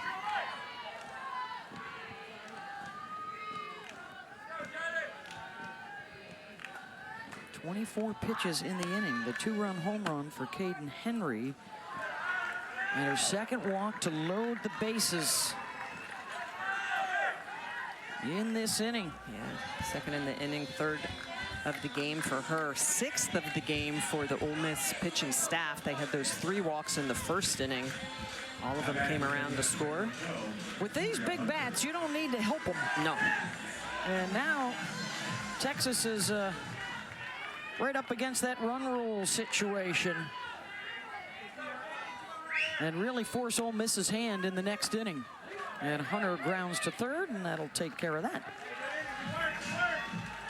Henry able to bop it, 6-1 Texas. How about Caden Henry in the 2-hole after trying to put a sneaky bunt down, is going to get an 0-2 pitch and drive it out of the yard. That's her 3rd of the year. Caden Henry saying, I can bop it too with the big girls. Lead off, but we'll see how things play out. Oklahoma, with all those wins against the top 10, that's pretty good looking on a resume. Tennessee, maybe they hurt their chances at #1 with a loss today. Florida is already out as well. But, of course, the committee loves full body of work. And when you look at Tennessee and Florida and their full bodies of work, they also have a lot going for them. That game tonight, South Carolina and Texas A&M, they have the most top 25 wins at 17. Well, I think it'll be interesting to ask the question, like, how important was the non-conference strength of schedule? How much did that weigh in? And they may say not at all, or they could say, yeah, that was a big part of the seeding process. Yep, they'll look at how they fared against one another. As Jaden Pone back to the top of the order. So Malvin, the #9 hitter, hit by the pitch, is on base. But with the addition of Texas and Oklahoma, there have been so many more opportunities in the SEC to either lose a lot of games or win a lot of big games to put on your resume.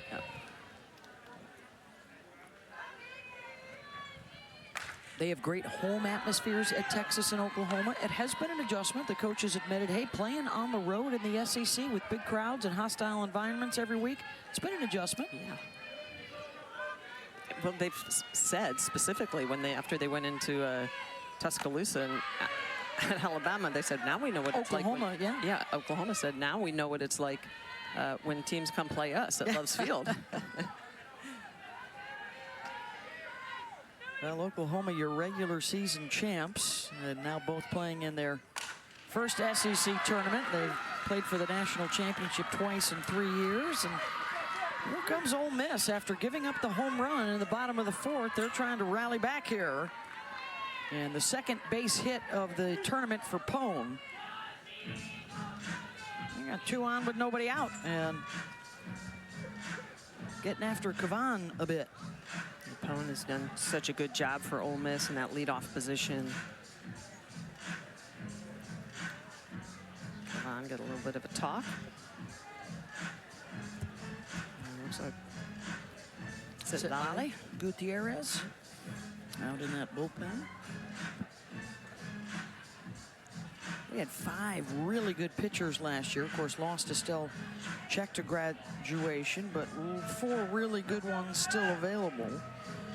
Sitlali used primarily out of the bullpen this year.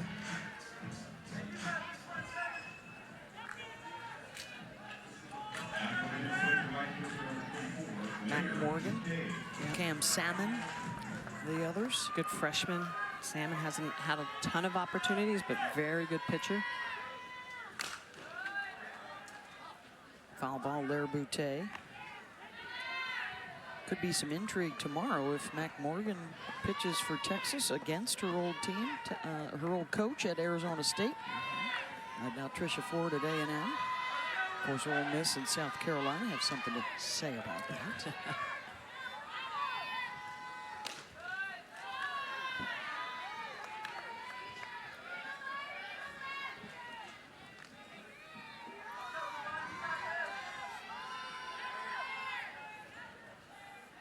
There's been on base twice, a single and a double.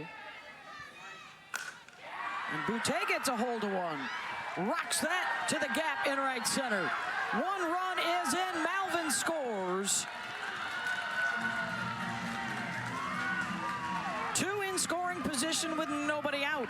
Lair Boutte gets herself a pitch she can handle. It's a changeup that is too fast. This pitch comes in at 62 miles an hour, and it just hangs up, and Boutte is able to barrel it up. You can see it stays elevated. It's on the outer half. She gets around it and just drives it into the gap. Great barrel path on that to meet this pitch that is just a little bit too fat. Knocks it to the base of the wall, and that's easily going to score Malvin Pone all the way to third. Big hit for Lair Boutte. 3 on the day, 5 in the tournament for Lair. And they'll get a pinch runner out there at second for Boutte, who can re-enter. That's Taylor Strain. Let's send it down to Holly Rowe. Well, Mike White said he's been talking to Tegan Kavan about battling. He said, you know, only about 10 to 15% of the time do people come out and have their A game every day, every time they're in the circle. So how do you battle when it's your B game? And this is a situation right now. She's got to figure out a way to battle. Ole Miss has made some adjustments, getting some contact. This is what Mike White's been talking to Tegan Kavan about lately. Ole Miss putting her to the test. Aaliyah Binford struck out looking at a fastball that she thought was questionable. We think she asked the umpire to give her the same calls when she was pitching. Hey, that is a part of it, man. You just, like, if you're going to call that for me when I'm in the box, I definitely want that call when I'm pitching. Probably more important when you're in the circle pitching, so that you know you can. Would Michelle Smith ever have that discussion with an umpire? 100%. Yes, I would. Respectfully. Respectfully. Here's the 2-0. 3-0. Well, I think Kavan has obviously been struggling with both her control and her command, and command that her off-speed pitch is a little too fast.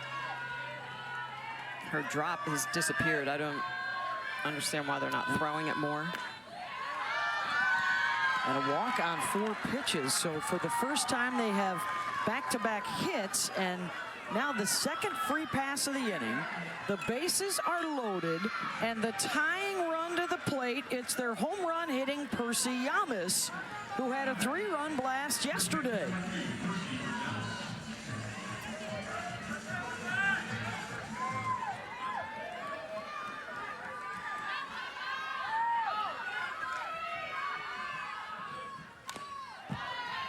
Tried to check it. Fouls it off. This is what she did against the Florida Gators. Talk about a bash. Look at the way she gets all into that, Beth. I mean, that ball was just annihilated.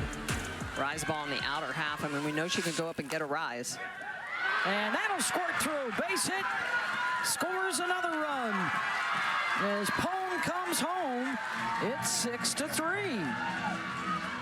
It's a jam job. It may not be the home run that she hit off of Rothrock, but this is a ball that she's able to squirt through the 5-6 hole. And sometimes when you get on a roll, it's all your offense needs. And for Kavan, she just can't turn it around. That is a jam job. But Yamas able to fight it off and get it past Mia Scott. Just past Mia Scott. Gets through the 5-6 hole, and Ole Miss is in business here in this 5th inning. And they will force the pitching change with Kavan coming out. Tying run is on base, the go-ahead at the plate, and now both teams are getting together to talk with the umpire, and they're looking at scorecards.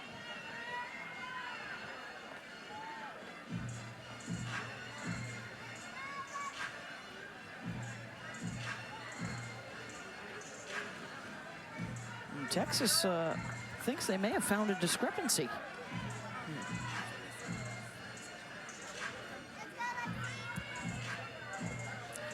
Well, Yamas was pinch run for by Ryan Starr. The question is, did they re-enter her? Yeah. Which she has played defense already, but if they did not re-enter her, then potentially she would be out.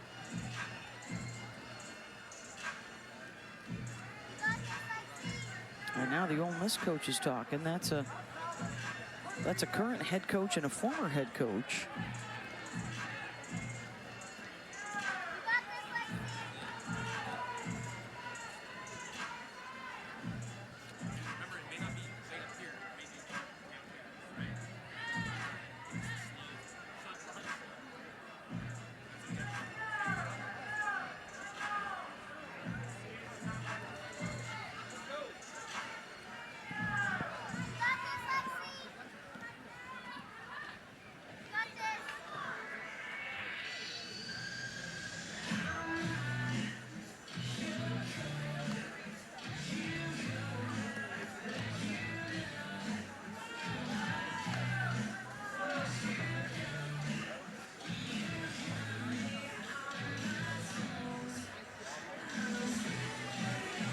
So I guess they're looking for just getting some clarification for the home plate umpire as to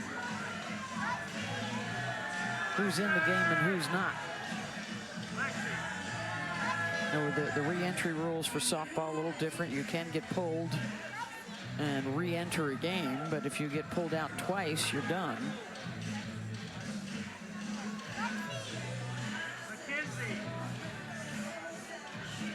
Tenley Grisham was just standing out at first base where with Percy Yamas, and I don't know if Ole Miss was trying to put in another pinch runner, which would have burned Percy, because that would have been the second time.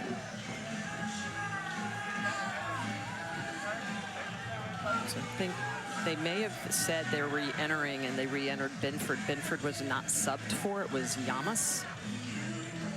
So maybe that's why Texas does not have that Yamas had re-entered, because they had Binford re-enter. But Binford was never subbed out.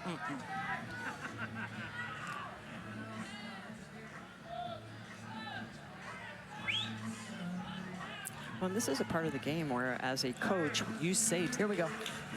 The discussion on the field is over the validity of the lineup card. There is no issue, and we will proceed with the game.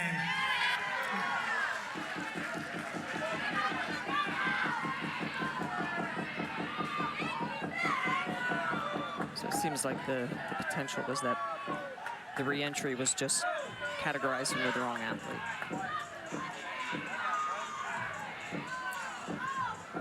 All right.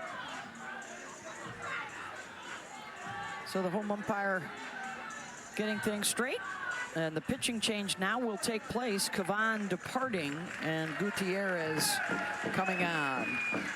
Back in a moment.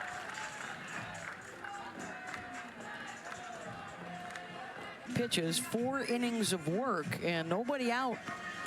And she is lifted for Citlali Gutierrez, with Ole Miss already a couple runs in and the threat ongoing. Bases still loaded for Lexi Brady. 15 home runs this year, ties the single season record.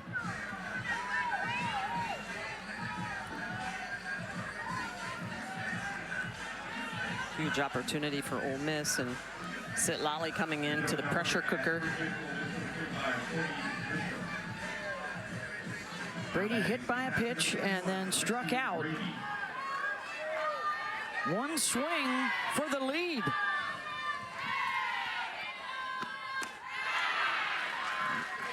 Gutierrez greets her with a 60-mile-an-hour off-speed. Yeah, off-speed curveball, that's the pitch she's known for. But look at the defense. They're going to play at double play depth, with Brady being a right-handed hitter. Hoping they can pick up a couple of outs on one play. This is a Texas team that has 25 double plays on the year.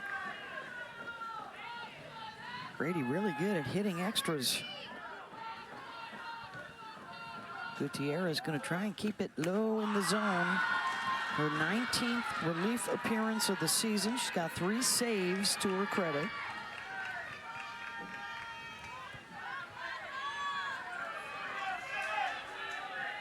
All started with a hit batter. 3 hits, 2 free passes in the inning. And now 2-2 to Brady. That's that bread and butter pitch. She's so good with that off-speed curveball. I'd throw it again and try to expand the zone. Gets the strikeout. 2 down. How about Citlali Gutierrez coming into a bases-loaded situation? What does she do? She just spins it out. How about the off-speed curveball to the outer half, swing and miss? A drop low. She's going to come inside low, and then she's going to go right back to that bread and butter, that off-speed curveball that expands the zone and gets the home run hitter to chase. With 1 out, a base hit to right for Pickens. And a run scores for Ole Miss. And she drives in runs for the 2nd night in a row. It's 6-4. And Pickens is able to hit that off-speed curveball, just drives it, She's going to get all into this pitch as it tries to run away, but she goes with it. She doesn't try to get around it. She's going to let that pitch travel, barrel it up, get it out onto the green. And that's a big hit for the freshman. She has been outstanding in that 6-hole for Ole Miss. Big inning for the Rebels. Lansdale will be the 8th to the plate, and the bases are still loaded with 1 down. Lansdale has come up twice this year with the bases loaded. 1 hit, a grand slam last month.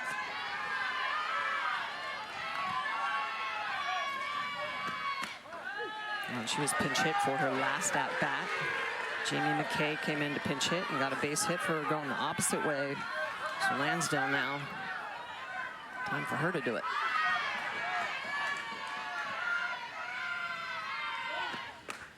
Texas led this game 4-0 in the first inning. But then after that, there was no pedal to the metal. And Ole Miss able to hang around, and now a 3-run 5th inning.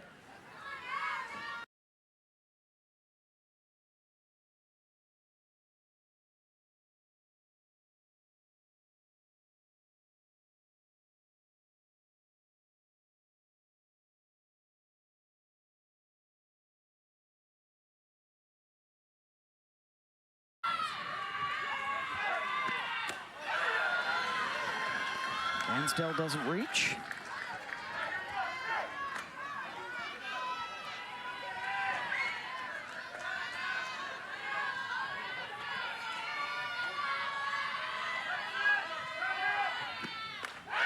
Gets a swing and a miss. Couple of strikeouts for Gutierrez, 2 down. This is where she's just so hard to face because she throws that off-speed curveball and then she comes hard with the curveball. Goes to the outer half, blends those 2 pitches together so well. The 9th to the plate this inning. Angelina De Leon off the end of the bat, 0-1.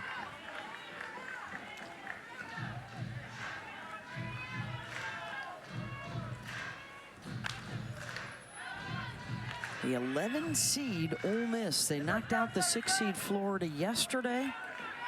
Trying to take down the 3 seed Texas tonight.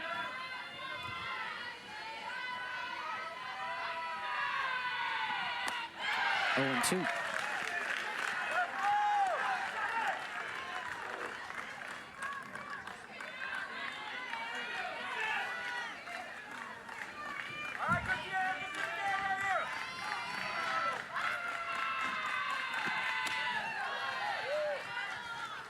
Trying to get her to chase.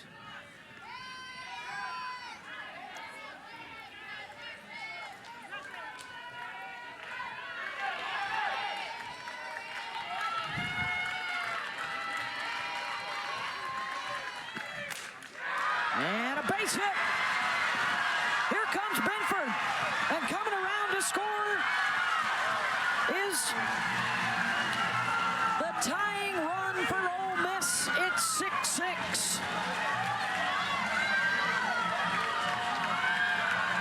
De Leon getting a pitch and just driving it, getting around that off-speed curveball, just enough to get it over Katie Stewart's outreached glove. She's going to score Binford and Yamas.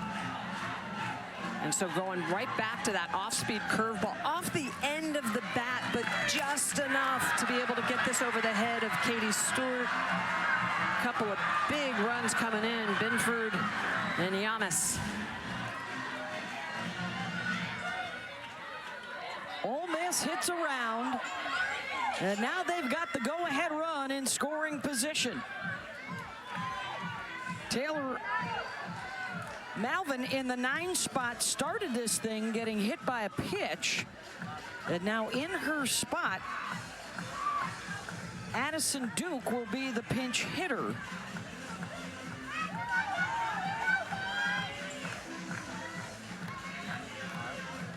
Now batting for Ole Miss. Boutte, Yamas, and Pickens driving in a run, and De Leon a 2-run single and a 5-run inning. Runners will advance. The wheels coming off the cart for Texas right now. Need to try to refocus and get out of this inning and pick those bats back up. Largest comeback win in tournament history is 4 runs. Ole Miss back from a 5-run deficit tonight. They're earning it. They're scratching, they're clawing. I mean, that was a 1-2 count that DeLeon was able to catch up to that off-speed curveball on. Texas this season has not seen anything like this, Smitty. Believe their largest blown deficit is 1 run. They were leading 6-1 and flirting with the run rule a half an hour ago.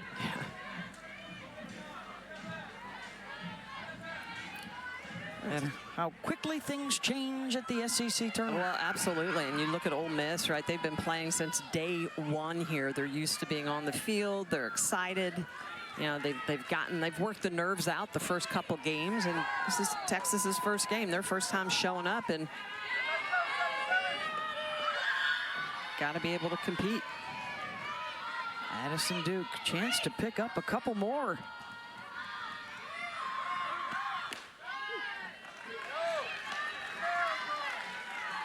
Five for 13 as a pinch hitter. 3 of those 5 hits have come in league play.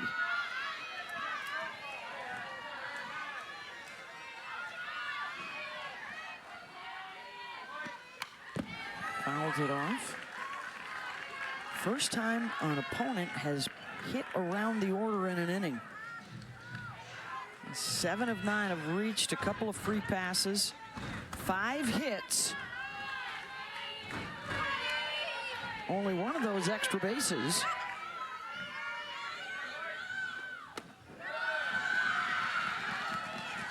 Yeah, Larry Boutte had 2 and double. Yeah. So it's crazy when you start looking up your lineup card. It's a very full 5th inning.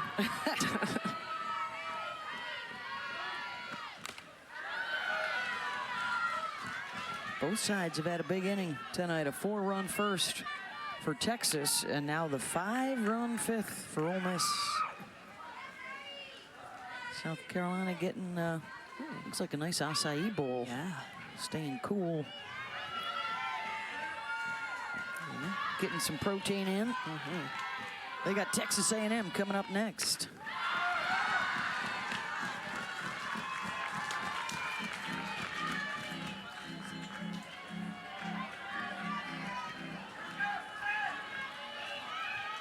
Full count to Addison Duke, the pinch hitter.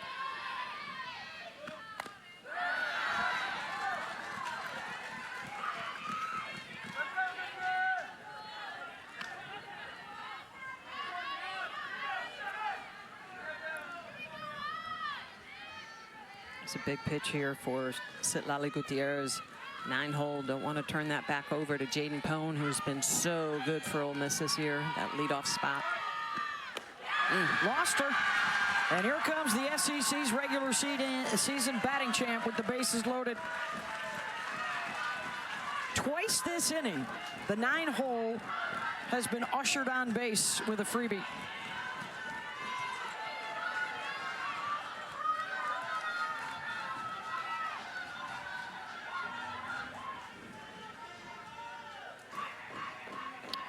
Atwood and Patty Ruth trying to talk Citlali through this. She came on with nobody out in the inning.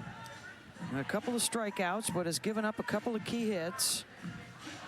Pone singled and scored earlier in the inning. Hey, Wednesday night at 8 Eastern, 7 Central, SEC Inside grants you an all-access pass to the SEC softball tournament for never-before-seen footage and sounds from the semifinals and the championship game. A real behind-the-scenes look right here on SEC Network and your ESPN app. Semifinals get underway tomorrow at 4 o'clock on ESPN2, Oklahoma and Arkansas. So here comes Pone, chance to take the lead. Ole Miss can score more runs in a single inning than any Texas opponent this season if she knocks one home.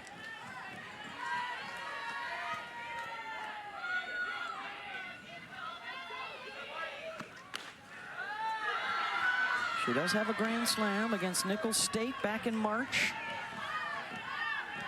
Loves this spot, 4 of 5 with 8 RBI with the bases loaded for Pone.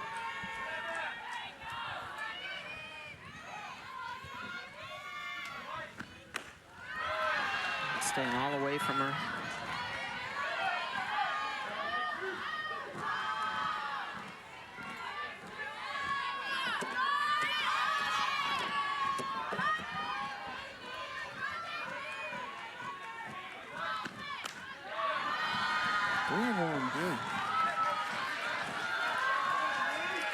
Kavan is heading back out to the Texas bullpen. She could re-enter.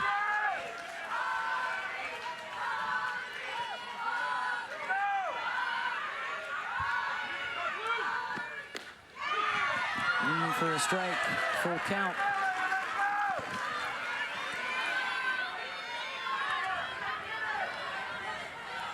Three, two outs. Everyone will be on the move.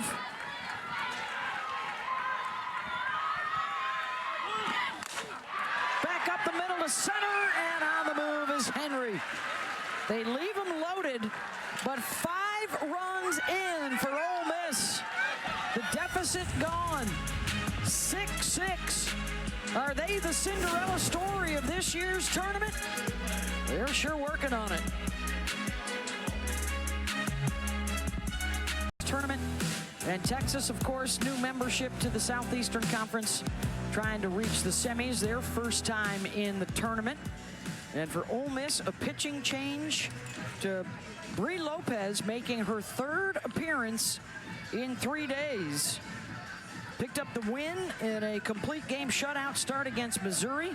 And then yesterday against Florida, started, was lifted, and then came back in to finish 4 innings of work. Her first pitch right here will be her 200th in the last 48 hours. Yeah, she has been good. I mean, she's going to be a healthy dose of off-speed pitches, that crafty lefty side, so a good curveball that she'll work on both sides of the plate. But a lot of experience. I mean, she's going to be coming into this game and just be like, hey, I've been here before. I've been my 3rd day throwing here in this tournament. She'll face 8-9 in the top. All the momentum in baby blue right now. Can Texas grab it back? A 4-0 lead in the first inning, gone. After a 5-run 5th for Ole Miss. There's the work for Lopez here. 0.62 ERA in 11 1/3 innings.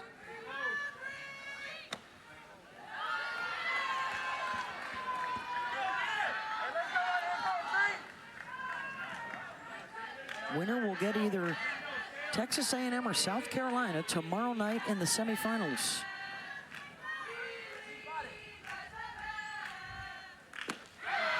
Good. Out in front. There it is. Yeah, that's that 53-mile-an-hour changeup. Floats in, high rotation, high spin rate pitch. Hard to identify.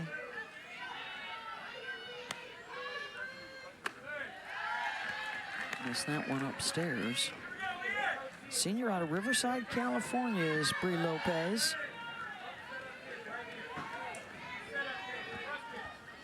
Jamie Traxel says she loves embracing the big moment, and this is a big one here.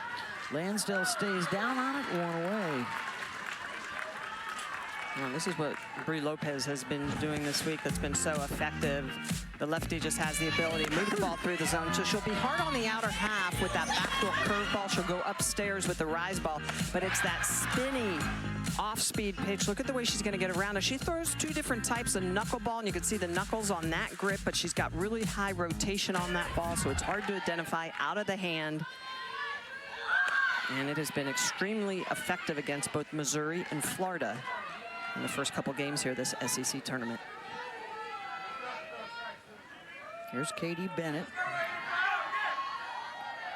Singled and scored in the 4th. What a huge hit that Caden Henry home run has become now from the 4th inning. that scored Bennett. This year has really shown that no lead is safe. It's been more about the pitchers than the hitters than the pitchers, unfortunately, a lot of the time. No, in all seriousness, the technology, right? It's not just the analytics with the ball, the bat, the ball flies. Look at that, 9 of her 13 strikeouts here have been on the changeup. Boy, and as a left-hander, Michelle, it's harder for Texas to see that grip out of the glove. Yeah, they're gonna have to try to pick it from first base side.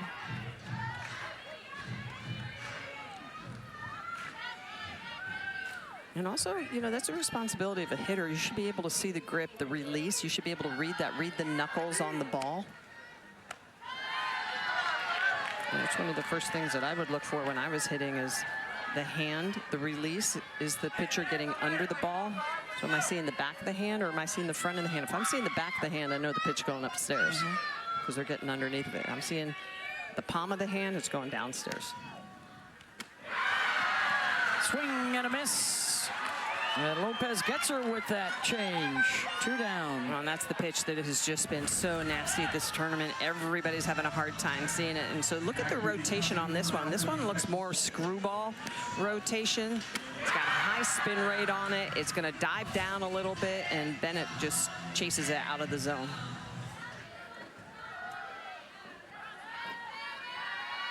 Back to the top, and Ashton Maloney.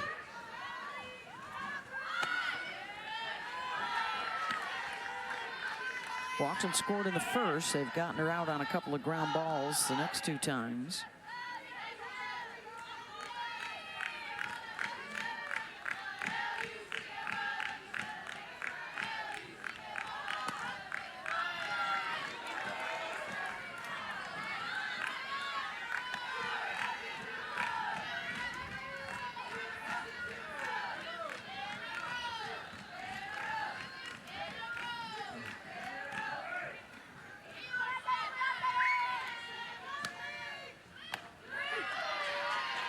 That one's in for a strike.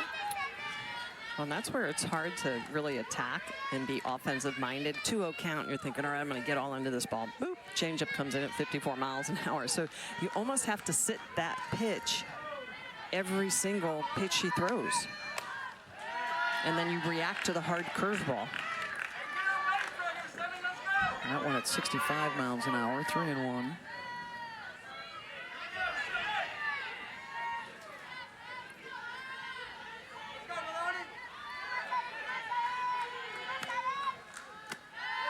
Draws the walk. Let's go down to Holly Rowe. Well, Jamie Traxel was telling us the challenges early in the season, so many new faces of a 27-person team. They only had about 10 returners. She said, we've had to really have parties at my house, get-togethers at my house for dinners, and then have coffee chats. Everybody catch up one-on-one, get to know the new players, get people to get some chemistry out on the field. So you're starting to see some of this develop late in the season where when their back is against the wall, they pick each other up. Their dugout is a vibe right now. There's been a lot of dancing. There's a lot of people in the dugout. And I can tell you that energy is really helping them come back in this game. Yeah, they talked about being mission focused. No script, just go out and play, have fun. Grow together as a group. They've done that. Trying to save their best for last. So the go-ahead run is on base for Texas here. Chopper to second. And Henry's gonna beat that out. 2 on base. Top of the order coming through, and here's Mia Scott. Yeah, that's a slow developing play, no opportunity. Once it gets past Lopez, there's no real opportunity to get Henry because she is one of the fastest on this team. She runs so well, easily gonna beat that out for a base hit, infield base hit. Look at this speed, look how quick she's gonna get down the line. And that's also a good job by Maloney to make sure she gets the second. The runner on first base left on time. That has been challenged by Ole Miss and is now under review. So they're gonna review this is a common challenge, gonna review the runner leaving early to see if they can grab an out that would end the inning, which would be huge for Ole Miss because this is exactly where Texas wants to be with Mia Scott and possibly Reese Atwood and Katie Stewart coming up. No, not even close. She's late, if anything. But Maloney also has good wheels, which is why she was able to get to second base. After further review, the runner did leave on time. This is Ole Miss' first challenge. Good job by the umps and the folks back at the review center in Birmingham. Get in, get out.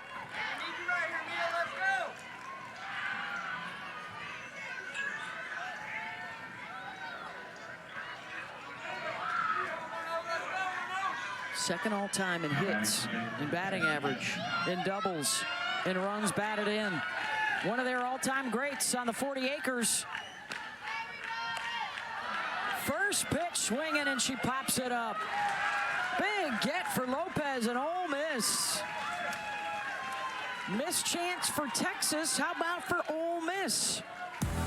They've got the momentum, and they've got the heart of their order coming up. Led by Percy Yamas. Finals of the SEC tournament tomorrow night. Texas A&M or South Carolina await. They're also awaiting the finish of this one because they still have to play coming up next year on SEC Network. Beth Mowens and Michelle Smith with you. And Claire Boutte to lead things off. She's 3 for 3, a single and a couple of doubles. 2, 3, 4 coming up. This may be the best chance for Ole Miss here late in the game. Yeah, Boutte's been outstanding in that 2-hole. Really has sprayed the ball all over the field. Hard hit, but right at good. And Claire Boutte is taken care of, one down.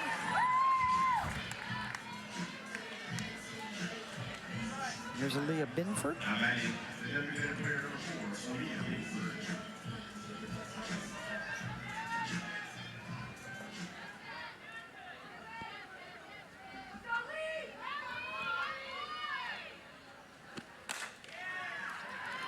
More work for good. Send it down to Holly. Well, I talked to Percy Yamas before the game because she has been on an absolute tear. She's just a freshman, but she said, I'm just seeing the ball well. Her teammate said, hey, don't give away your secrets so people know what you're doing. And she's like, there's really no secret. I'm just seeing it. Started playing softball at 6 years old. Was a basketball player. She said she fell in love with the game, and she's swinging great ever since. I love it.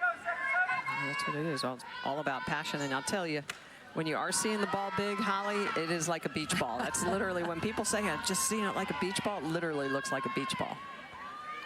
She has been doing the work for them. Driving in runs in all 3 games here. 1-0 pitch from Gutierrez. And the other thing you're able to do, too, is you're able to slow the game down. The pitches look slower. Everything, as quick as the game is, it just seems to relax you. It slows down. And you're able to, like, effortlessly get into the ball. Yamas out to center. Really quick work for Sitlali. A 1-2-3 inning on 5 pitches. Get ready for Reese Atwood. She's kicking it off for the Horns. We know that Oklahoma is playing Arkansas. Good Lord willing, if the creek don't rise, for Eastern on ESPN2. The #1 seed Sooners and the 5 seed Hogs.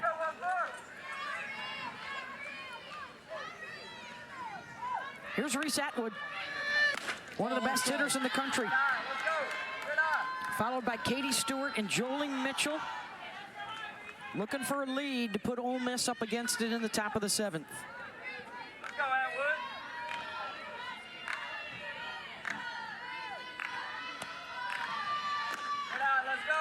What might be potentially good news for Ole Miss.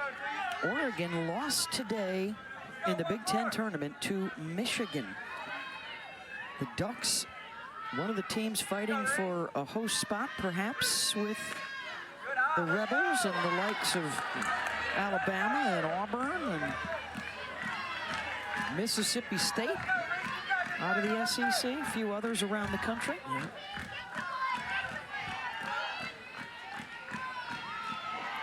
A lot of intrigue this weekend. Well, they want no part of Atwood, but that means they will get a part of Stewart.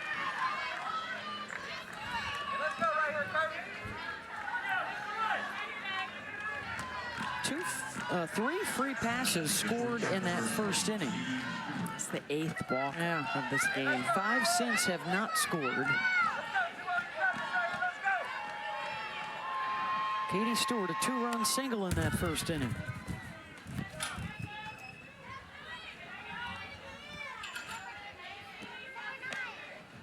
Sophomore from Frankfort, Illinois.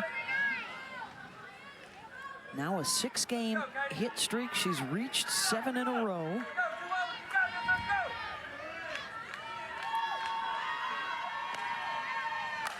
Stewart, glove work from Lansdale, gets the lead runner at second. What a grab at third by Ashton Lansdale. One down. That is a great play by Lansdale. First off, to glove this up, to get it. It looks like it's sneaking through the 5-6 hole, but then presence of mind to come up and know that Pickens, the freshman second baseman, is going to be there for her at the bag. Nice stretch by Pickens. Lopez is loving the D behind her. They cut down the potential go-ahead run there. Stewart at first. And Mitchell has walked twice, has driven in a run with a single.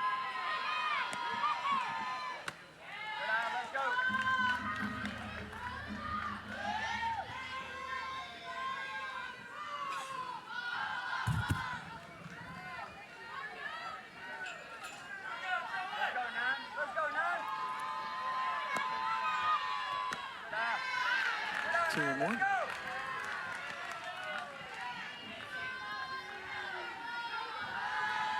Lopez, that time was over the last couple days. We've seen her lose that changeup a little bit low in the zone. So effective when she can freeze hitters and throw that pitch for a strike. Lansdale again. They get one, trying for two, and Jolie will leg it out. But again, the lead runner taken out. Lansdale's just been so good at that hot corner. 2 down for Victoria Hunter.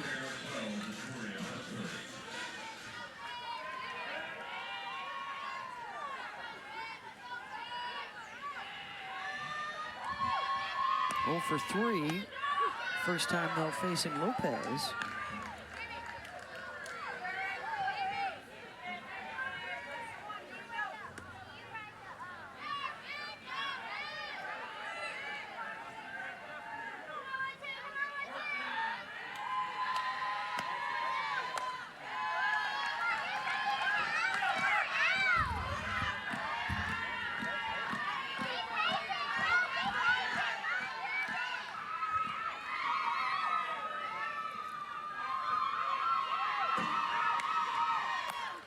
Hunter, gloved at second by Pickens, and that'll end the inning. Neither side able to get anything going into the 6th. We're headed to the 7th. Tomorrow, Texas had a 4-0 lead in the first inning. Ole Miss rallied a 5-run 5th to tie it up. The largest comeback win this season for Ole Miss was right here on this field at the Jack against Georgia.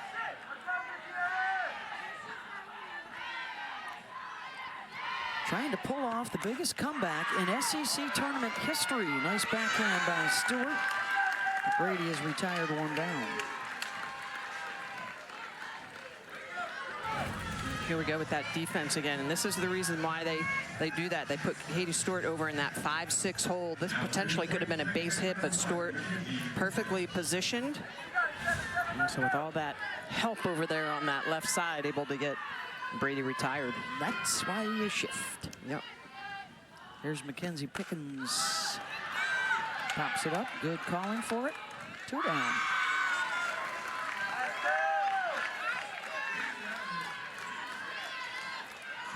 All of a sudden, the pitchers have taken over late in the game.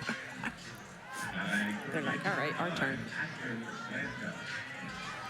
Ashton Lansdale.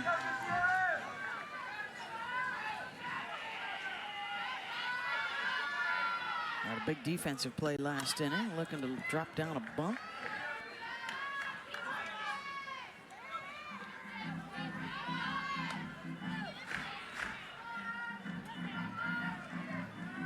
0 for 2 with a couple of strikeouts. She's already been lifted once for a pinch hitter and re-entered.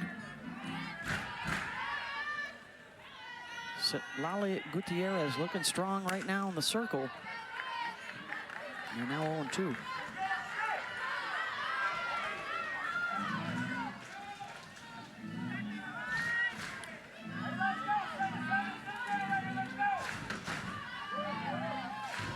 If Texas is to walk it off in the bottom of the 7th, 8, 9, and 1 would lead the way.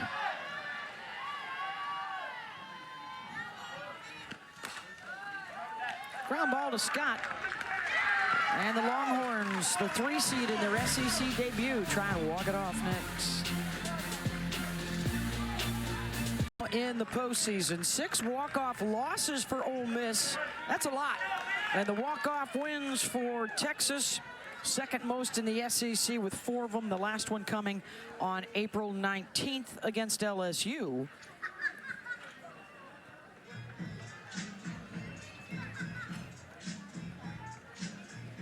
Lansdale needed some equipment. So here in the bottom of the 7th for Texas, Leanne Good, Katie Bennett, and then the top of the order with Ashton Maloney. Drops down the bunt. 1 down.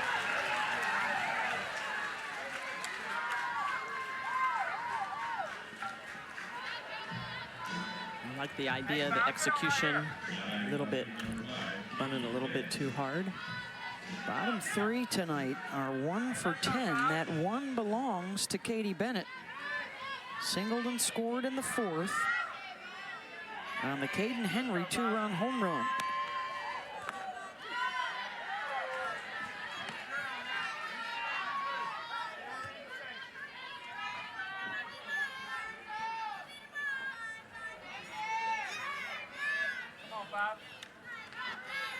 Lopez came on in the 5th. Let's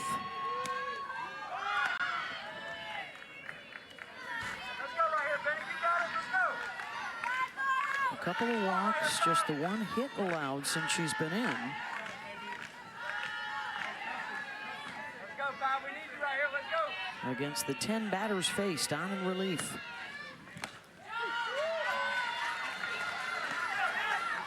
She's so tough, that lefty-lefty matchup now at a point in the lineup for Texas where there are 4 lefties in a row. Let's go, Bob.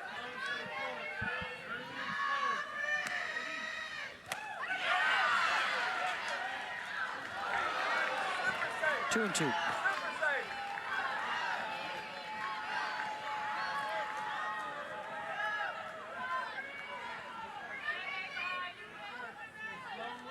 Hey, Bob, let's go right here. Get on right here.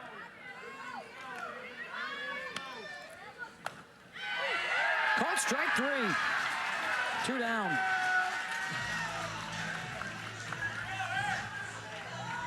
This curveball on the outer half. You can see the way that Lopez almost brings that from behind, the spin, the snap. It's got a little out, it's got a little up. Good velocity on it. It's the hard part of it. You start sitting changeup, you start sitting the slow stuff, and then she throws that curveball in the outer half. Hard to catch up to it. Ashton Maloney off of the pitcher, the ricochet Lopez, and Texas has a base runner. And they'll check on Bree, who does have the face mask on. That came right back at her. She's pointing at her shoulder. It's always an outside pitch. And that is her throwing arm. Yeah. Yeah, it goes right off that left shoulder, chest area. Ooh.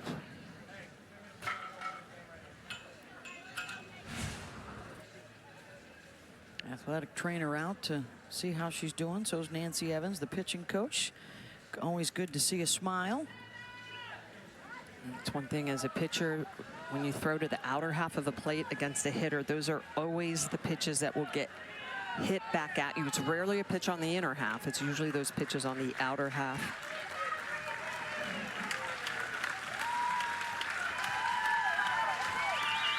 We're going to stay. It is the pitching shoulder.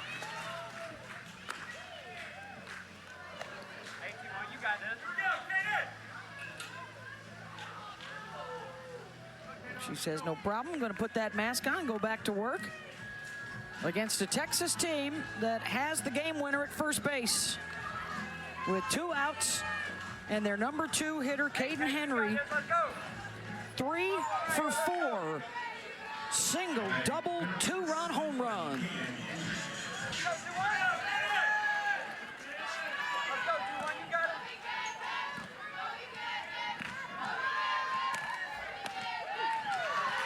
Take strike 1.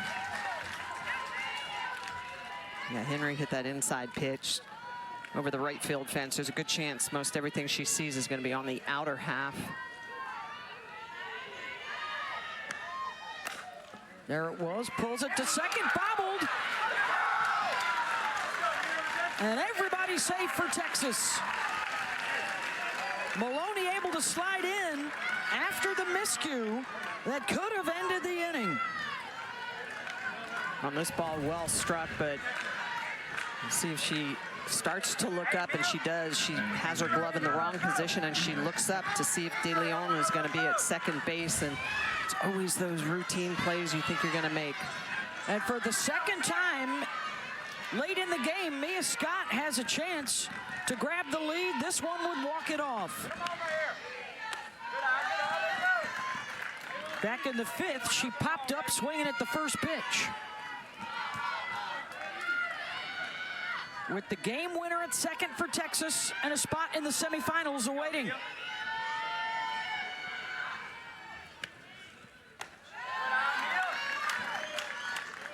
Two and 0. Let's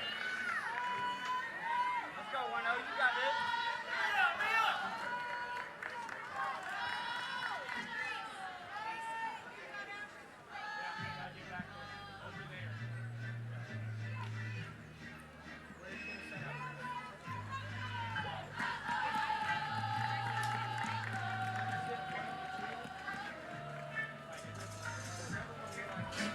Both sides pondering their fate. What might be? Mia Scott, that Steve Singleton chatting her up. Hey, let's go, Mia. Single and a double and a walk. We need you right here. Trying to walk it off like she did April 19th against the Tigers. Let's go, Mia. Floats in the change for a strike, 2-1.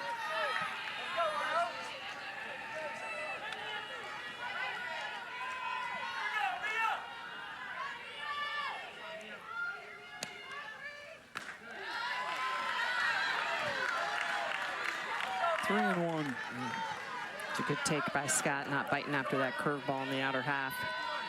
See if they come back with that changeup. Off-speed curveball.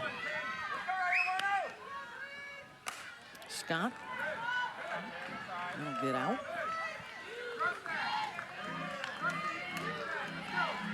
Hey, let's go, Mia. Get one on right here. Full count, 2 outs.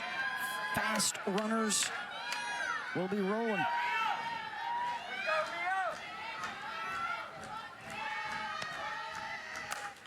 Mia. Mia Scott, straightaway center over the head of Malvin. And Texas walks it off for a spot in the semis. Mia Scott, missed chance the first time, not gonna happen again. And she wins it for Texas, scoring Ashton Maloney. Mia Scott, just such a great at-bat, not expanding that zone, not allowing Lopez to stretch her out. Puts herself in a 3-2 count and picks that big walk-off win for Texas.